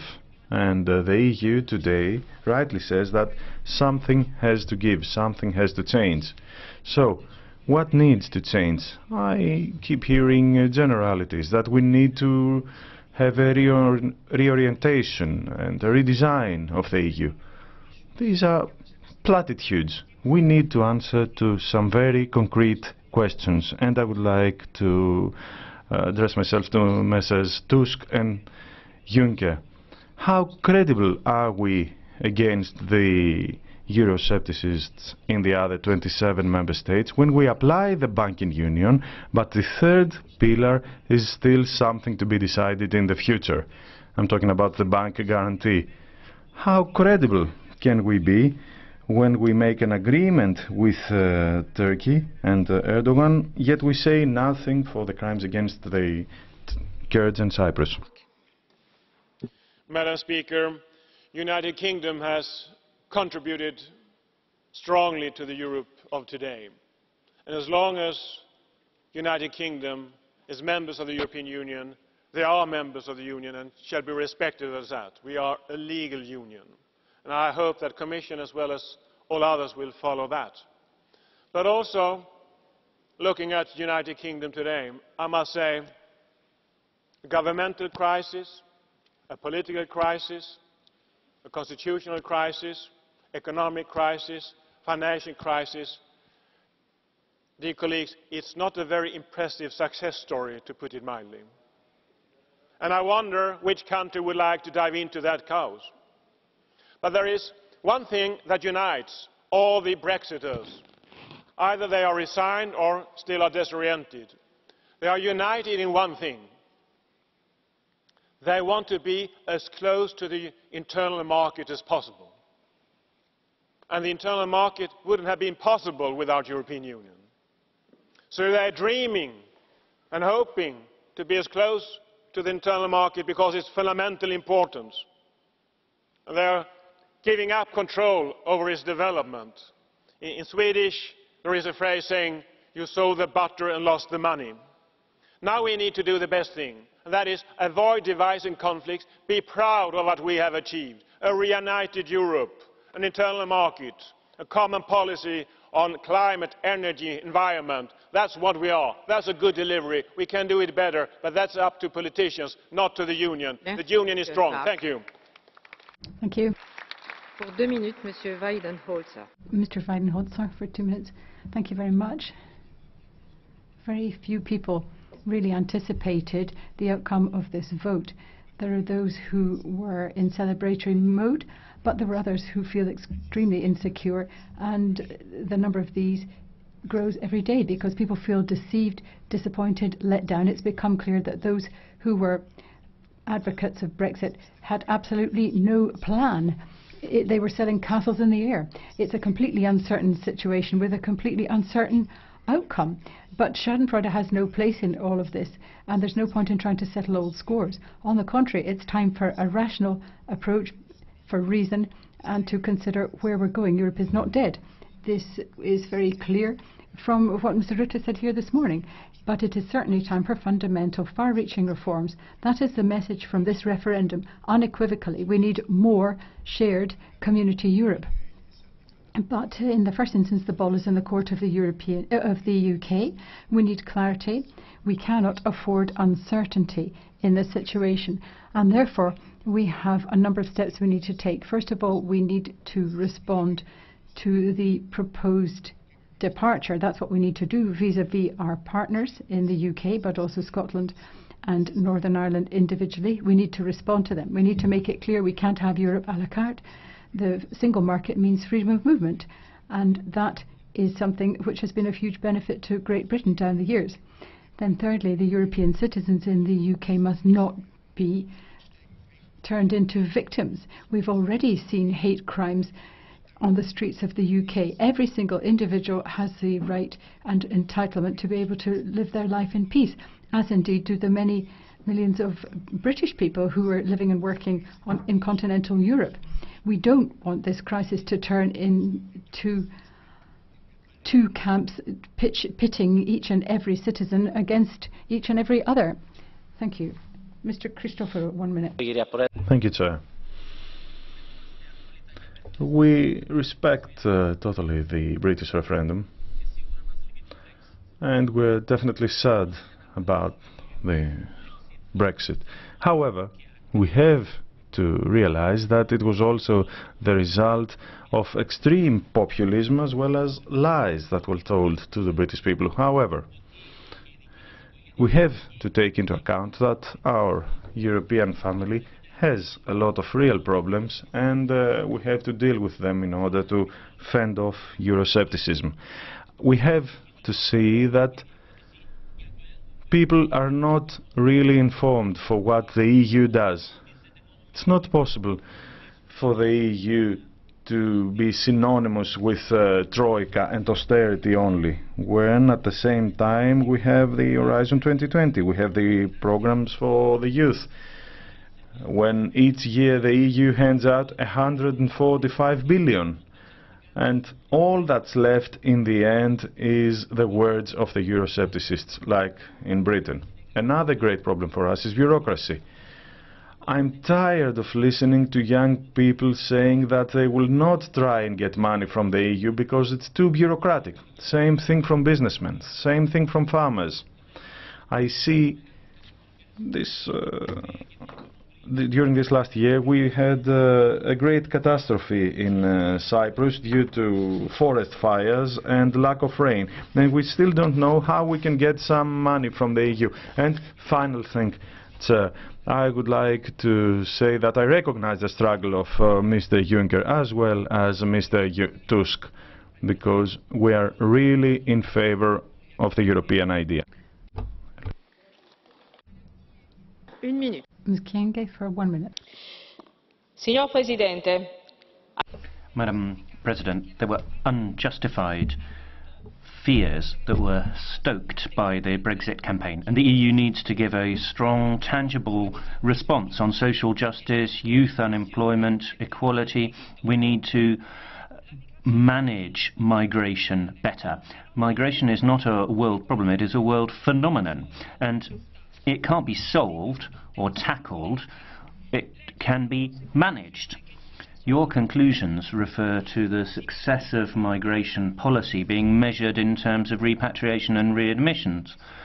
That is not a common global migration management strategy such as that which we approved 3 months ago. It is also not the right model. The EU-Turkey agreement, if you look at what's happening on the Greek islands, is also not the right model. What we need to do is go back to the external dimension of the migration phenomenon and have a true development policy, a true public investment policy with people at the heart. Thank you very much. The next speaker is Mr. Kelam, 1.5 minutes. Madam, I have only 3 observations to add. First, it was not a victory for Brexit as such. It was rather a victory of campaign of disinformation and lies about the EU, which was presented in a form of absolutely distorted way, like a Loch Ness monster. The result, sadly, is more confusion. Actually, it's a limbo. The country remains divided. But we cannot continue in the same style. We need to address the fears and uncertainties of millions of our citizens and provide clear answers for the questions about their identity, cultural continuity, economic justice and defence. Second, now it's especially crucial to keep together in the issues that remain, and one of them is mutual defence. The UK continues to be our ally in NATO. The Council plan for accelerated practical cooperation with NATO is to be welcomed. In the new situation, it is especially important to remain united in our common approaches toward Russian aggression in defending the credibility of our own values. And third, our best practical answer to the crisis is completing the digital single market. This means implementing in 2 years' time the e-government action plan, which will reduce red tape and ease public services to citizens. Digital by default, digital cross-border and interoperability by default should become cornerstones of an open and connected Europe. Thank you very much. Conclude, please, Mr. Keller. Terribly sorry. We're really behind. We've got 18 people on the list for Catch the Eye, so please do stick to your time. Mr. Simon, 1 minute. Thank you, Madam President. Mr. Verhofstadt said rightly in what areas citizens, what we expect of us, that we should offer them European solutions. But people see that there aren't European solutions, and these are the areas in which the member states are in control. It's up to us to point out it's not Europe that isn't doing things, it's the member states that hasn't done the things. And if it requires more responsibility from the member states, it requires more bad medicine. Helmut Schmidt, in one of his last speeches to the Social Democratic Group in the Parliament in Brussels, he called on us, MEPs must stand up. We should conduct the revolution against the member states because Europe would be wrecked. I think we need to take him at his word at the moment. Thank you. Merci, Monsieur. Thank you, Mr. Lewandowski. 1 minute 30. Thank you, Madam President. Mr. Cameron said that the UK referendum was a victory for democracy. If we have a few more victories like that, then what several generations worked to build up will all be destroyed. We have a Europe of solidarity and of peace, and if we have more politicians like Nigel Farage, then we could end up in a situation where we'll lose democracy in globalization and conflict. We're seeing policies which are not helping us deal with a very difficult situation, and we're seeing fear gaining ground. So that is not a victory for democracy. Polish migrants are in the front line of this. They're suffering in the UK. They've gone to the UK to work hard, make something of their lives, be successful, and we cannot accept a situation in which they end up being the victims of attacks. We need to defend their interests in our negotiations with London. We should also say very clearly that the single market is not open to British products and capitals unless the UK is open to our labour. Thank you. Mr. Leinen for the S&D Group. Thank you very much. President Juncker, President Tusk. We need to look at the British referendum as an opportunity too, as a chance to engage in debate publicly with the citizens of Europe as to how they see the European Union and what they want of it. And we need to get away from this nationalist bunker mentality. Paris, Berlin, Bratislava, throughout the capitals, the discourse is different. We need to have a proper European platform for a proper European debate. And the European Council is apparently meeting again in September, but that's not enough. I think the national governments, but civil society too, have got to be engaged in the debate as to what sort of Europe we want to evolve. And I want this Parliament to be central to this. I want us to take initiatives, to take the rights of initiative that we have, and to try to forge consensus. We have been working on for 40 years on the mantra of peace. Now the mantra is security, and we have an absolute responsibility to deliver this, and we need more and a better Europe, not an intergovernmental Europe, not a statist Europe, but we need much more community method to deliver security for our citizens. Now, for the EPP Group, Ms. Niebler. Thank you, President. President of Council, President of Commission, colleagues. Many speakers today in the debate have stressed after the UK referendum that we need reforms and we can't continue the same way. But what these reforms should be, there are different views on that. Some want more powers for the Commission, some want less. Some want powers to be clawed back to the nation states. I just ask, what do people want in the member states? My people at home, they want to live in security and they want to have jobs. And I think what we have to do is that, to give them that security and to make sure that they can go to work, or that young people have a perspective of a job. That's our job. We need to deliver on that. We don't need convention, Mr. Leinen. We don't need ideological debates. We must deliver. And tomorrow we will deliver.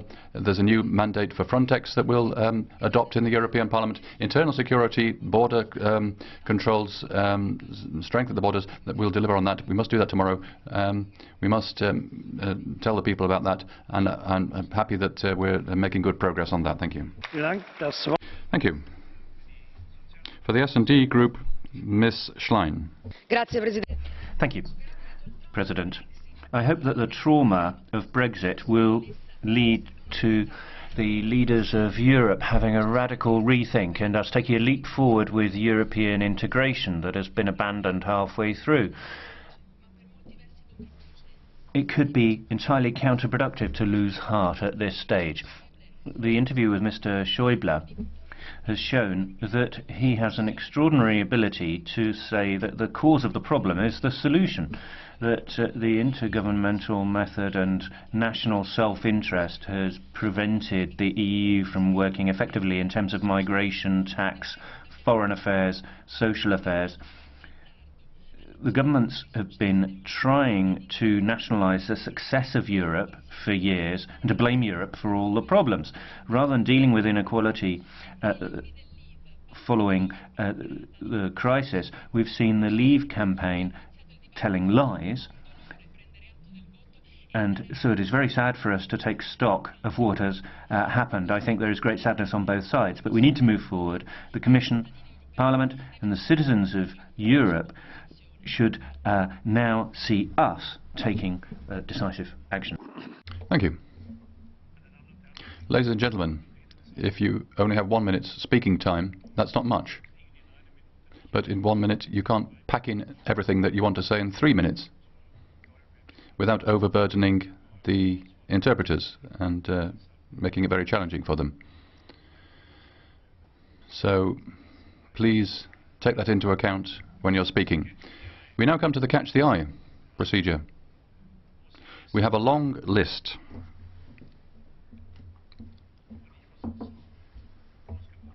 I'll try to be as balanced as possible. First speaker, Mr. Kelly.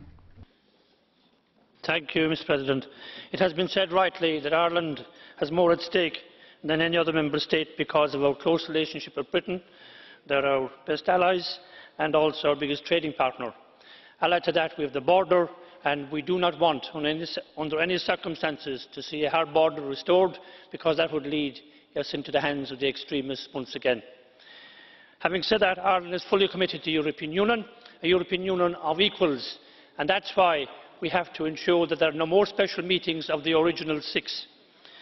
Also, I want to say that calls for the United Kingdom MEPs either to step down or to resign from positions or their portfolios within the European Parliament are incorrect. They are as legitimate as any of us, and they are entitled to stay until such time as the United Kingdom actually leaves the European Union. Finally, I just want to say that I welcome Mr Nuttall's conciliatory tone this morning, but we have a dilemma. If the United Kingdom are seen to be better off outside of the European Union, why would any member stay within it? Thank you. Mr. Denanot. Oui, Monsieur le Président, merci. Thank you very much. Mendacious lies about the European Union from Farage and Johnson and others led to this victory. Now they don't know what to do. They are just jumping from the ship with enthusiasm. Mr Cameron should have known better. He should have known that this sort of referendum was a highly risky strategy because it was going to crystallise dissatisfaction of every sort on one target. There's all sorts of dissatisfaction around, but it's all been targeted against the European Union. Some of it might be legitimate, but some of it's not. There's poverty, and there's dissatisfaction with too much deregulation of work, poverty in the rural environment.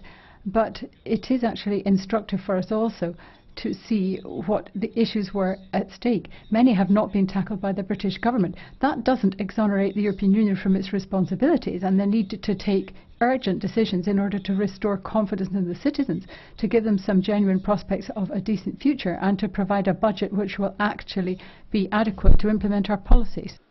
Thank you. Ms. Lunacek.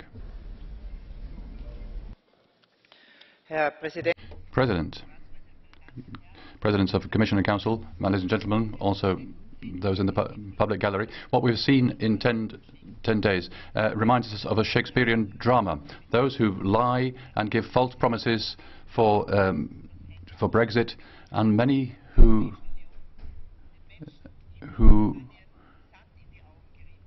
have misled people in the UK and telling them that the good times would return. They can't look the people in the eye who they lied to. They,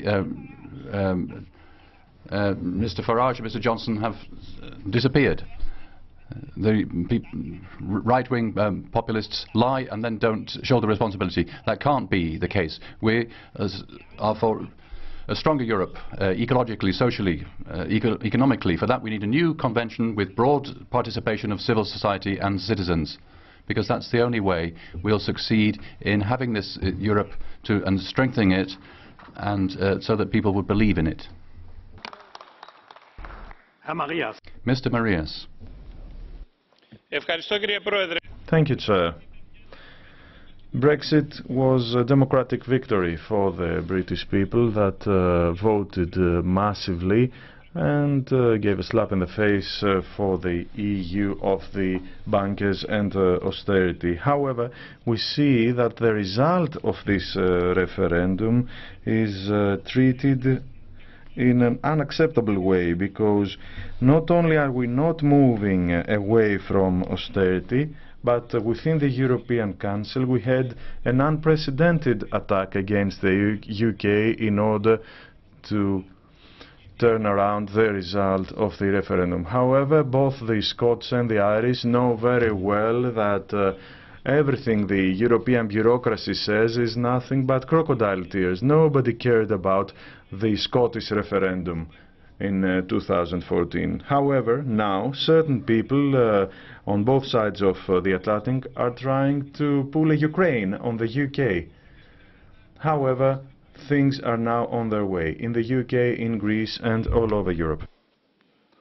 Šiandien Brexit stovyklos atstovai kalba apie daromą spaudimą, apie neva ignoruojamą Britanijos piliečių valią. Nieko panašaus nėra ir būti negali. Ignoring the will of the British people, all we can have is respect for this wish of the British people. No leader is taking responsibility for this result and starting negotiations.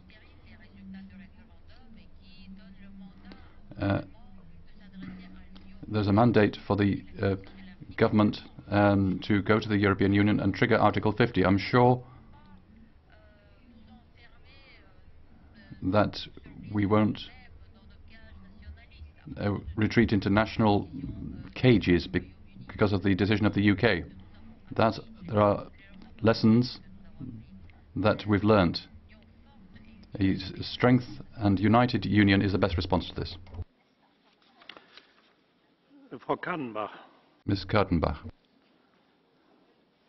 Herr Kommissar, Vorsitzender. President, Commissioner, we have heard a great deal about Brexit today, and the vast majority of the people here in the Chamber regret the decision taken by the British people. But what we need to do today is stop mudslinging and mutual recriminations, which we have seen constantly. We have got to recognise that we need a strong and united Europe, and that it can only work if it works at a political level and at every political level. That means that the European Parliament has to work in the same way as the Council, local and municipal councils, and we all have to be responsible for policies which will contribute to a united Europe. Therefore, we need to show that we can breathe fresh life into this united Europe. And it's not just a question of doing this in our member states, it's a question of doing it at grassroots level as well, with NGOs, with local municipal authorities. We need to work to disseminate the message, to take responsibility for the values of Europe and to disseminate and promote them so that they can genuinely deliver the added value our citizens want. Only if we can do this, then we can stop the divisions. To conclude, Mr. Jakovčić. Vielen Dank, Herr Präsident. Brexit has happened. It is a fact. We have to respect the will of the British people. But the people of Great Britain have to be aware that Brexit has happened because of lies.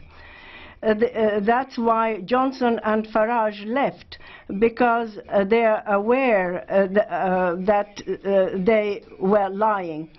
But if Great Britain wants to continue cooperating with us, it has to respect the 4 freedoms that we stand for. But we should look in the mirror. The European Union should be stronger. We need more European Union, energy union, banking union, etc. But more is not enough. We need a better Europe. That's what we are talking about. A better Europe. I believe in it, and I hope that together we can make it. Now for the Commission, Mr. Juncker. Mr. President, for reasons I do ignore, I was listening to German translation during 4.5 hours, so I'm in a German mood. Also spreche ich jetzt Deutsch. Das macht das für mich. So I shall address the House in German, which for me will be just as simple. President, am I catching you on the hop with this? No, replies President Schulz, it's the language of Goethe, so please feel free to continue in German. Thank you very much then, President, once again. I've been listening with great interest to this debate. It's been very moving, it's been very excited, it's been full of life, and it's been directly and indirectly related to Brexit. Many people here, including myself, have finally said what they actually have been wanting to say for a long time, which is that the British people have taken a decision, but that many people have now used this as an opportunity to say what they've been wanting to say for a long time. Now, we must not allow this to become an opportunity for people to produce fresh lies. There have been enough of those. We have had a vote in the United Kingdom, and we need to respect a vote which is a democratic process. And the British vote, for example, was nothing to do with the euro, and it was arguably caused by some view of our austerity policy, but the British people voted for a number of reasons. Now, Schengen, for example, might have been a reason which shaped the vote there, but is irrelevant to Britain and should not have been a factor in their decision making. They should not have been taking a decision on any defence union, nor on a European army, because there is no army and there is no initiative of that sort, and therefore we must stop interpreting the vote which took place in Britain as a vote which should be shaping policy in Europe.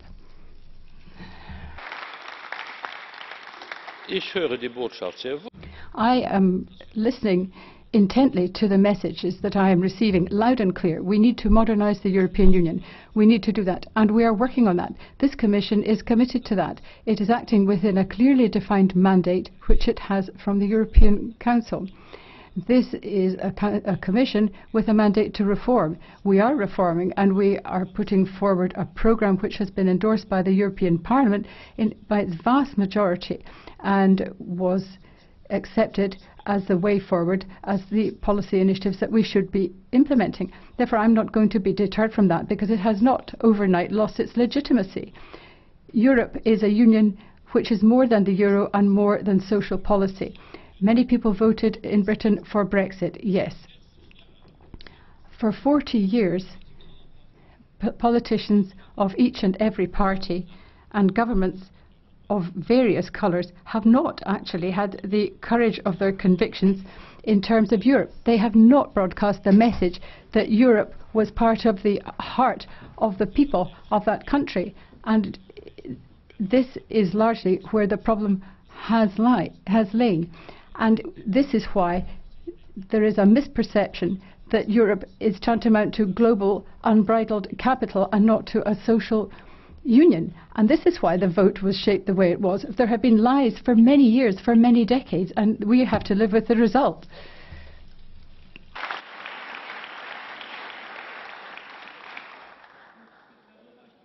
Du musst das Mikro drücken. Bitte? Ja. Und das geht so weiter. Now, I have been reading many newspapers, not only British newspapers, and I have been reading all sorts of further fabrications. I have been reading, for example, things which the Commission President is intending to do. I have been reading, for example, that he is going to introduce the euro in every member state of the European Union. Well, thank you.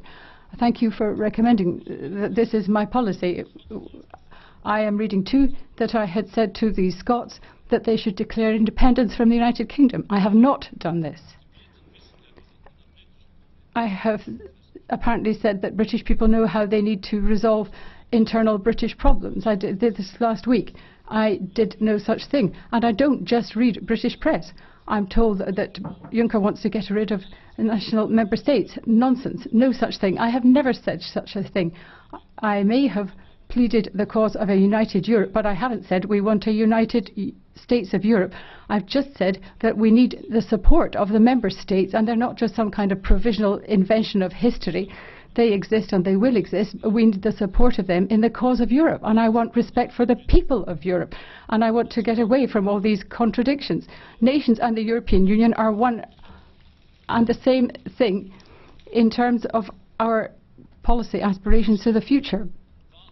And therefore, I would plead, indeed I would urge caution, that we must not engage in simplistic debate. We need to focus on the future, on delivering on the promises which we have promised. I'm not talking about huge institutional reforms. I'm against reforms of the treaty at this point, because I think that this will simply serve to widen the gulfs which we have already got to contend with. But I equally think that we have to ensure that we do develop the right policies to serve Europe. And I am responsible for short and immediate term policy, and I do think that we need to implement the policies and the promises that we have indicated we will abide by. Now, we have withdrawn many pieces of legislation. We have put forward some 23 new legislative initiatives. We are trying to de-bureaucratize the European Union, and I think this is clear evidence that this is what we are doing. The European Commission has taken responsibility for a lot of things, for a lot of initiatives, precisely to develop the European aspect of these policies. And often we are undermined by the national approach. Sometimes the rules and regulations that are implemented at national level fly in the face of the initiatives which we are trying to implement. We have to take a decision about glyphosate, although there isn't actually a clear decision in the Council.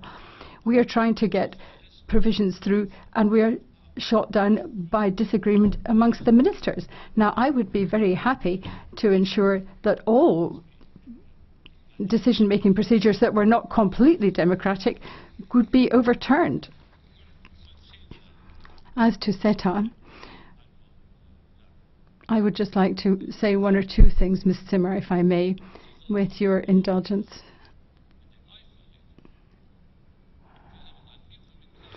We have had deliberations with Canada on the 27th of October. It is hoped that we will be able to sign the CETA agreement. In the European Council, we had a discussion as to whether all the member states endorsed the CETA agreement, and all the member states said that the European Union had never yet succeeded in negotiating such a good trade agreement as that it had negotiated with Canada. So where do we then currently find ourselves? Do we have to resile on this? The legal position is that the Commission has negotiated a good agreement, a good EU agreement. Now, allow me to say that the Commission will discuss this matter further. I am not so set in my ways as to refuse that, but we will discuss that. And I would urge you in the European Parliament to realise that you are directly elected by the peoples of Europe, and you take democratic decisions, and you need to make sure that you exercise your democratic mandate in a democratic way.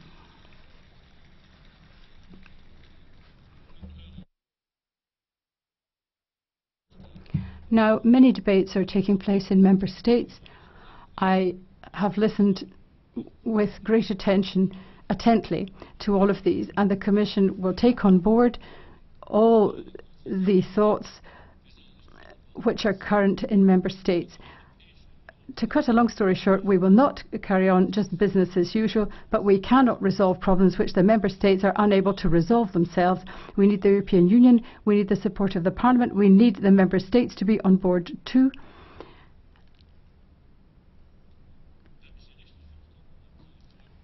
And if I have correctly understood from Mr. Licker, he's suggesting that I should be resigning. Now, I refuse to allow the Commission to be blamed for the outcome of the British referendum. We will not bear that responsibility.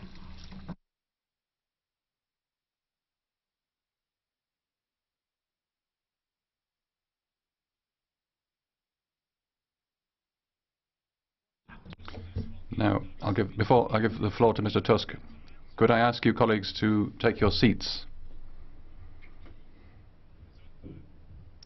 Bless you. Could I ask colleagues to take their seats? Perhaps you could have your discussions in the aisles or outside. Mr. Tusk, you have the floor. Danke, Herr Präsident. First of all, I would like to thank you for your contributions to today's debate. It is fully understandable that events of the past days have produced a lot of negative emotions. But we cannot give in to these emotions. We have to preserve the ability to make sober assessments and rational decisions. First, I would like to stress that the EU is ready to proceed with an amicable divorce with the UK, even today. In this process, we will stand firmly on the grounds of the treaties, which have prepared us for such a situation. And one thing must be clear.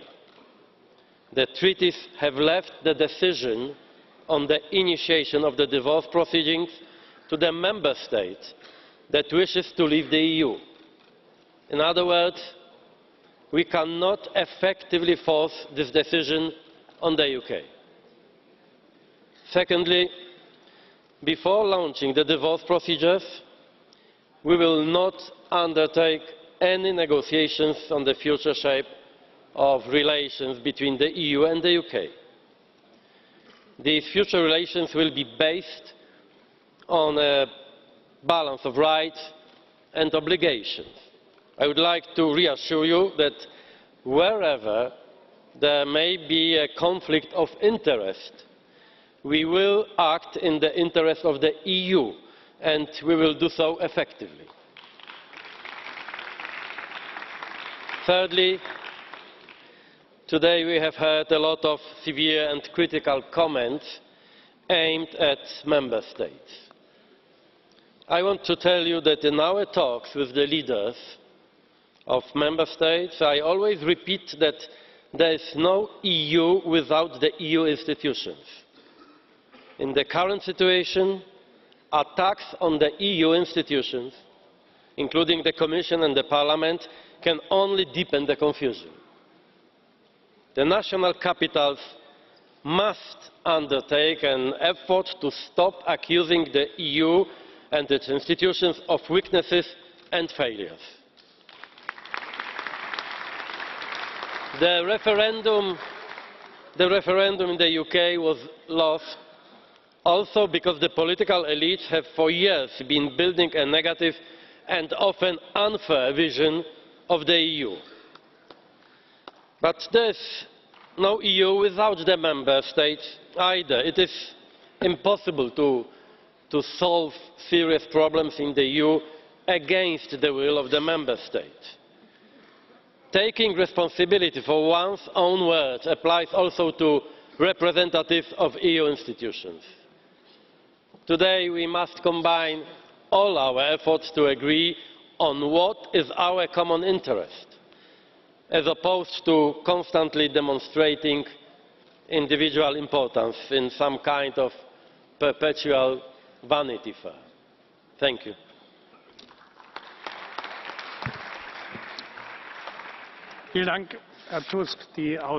Thank you, Mr. Tusk. That concludes the debate.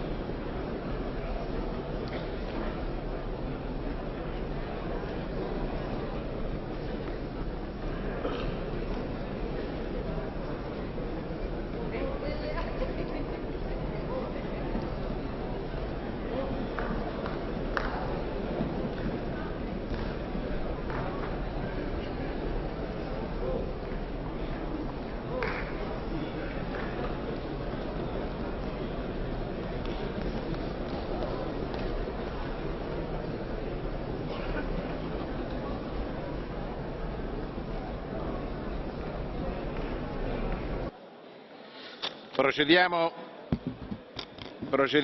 Okay, let's deal with the votes. La prima relazione. The first is the Gabriel report on the EU-Peru agreement on the short-stay visa waiver. Vote open.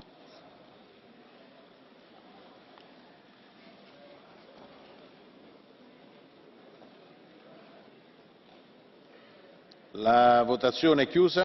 Voting closed.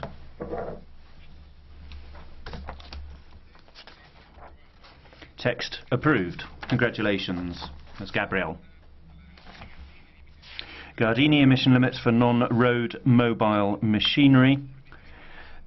Text as a whole, Amendment 80. Those in favour? Against? Abstentions? Approved. Commission proposal. Those in favour? Against? Abstentions? Approved. Roll call vote on the legislative proposal. Voting open.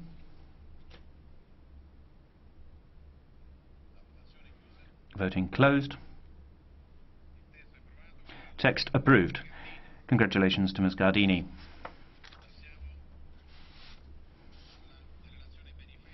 Benifei report on refugees, social inclusion and integration into the labour market.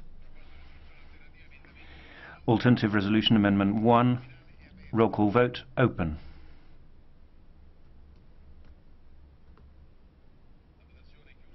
Voting closed. Text rejected. Block vote. Amendments 2 to 7 of the rapporteur. Those in favour? Those against? Abstentions? Carried. Okay, let's check.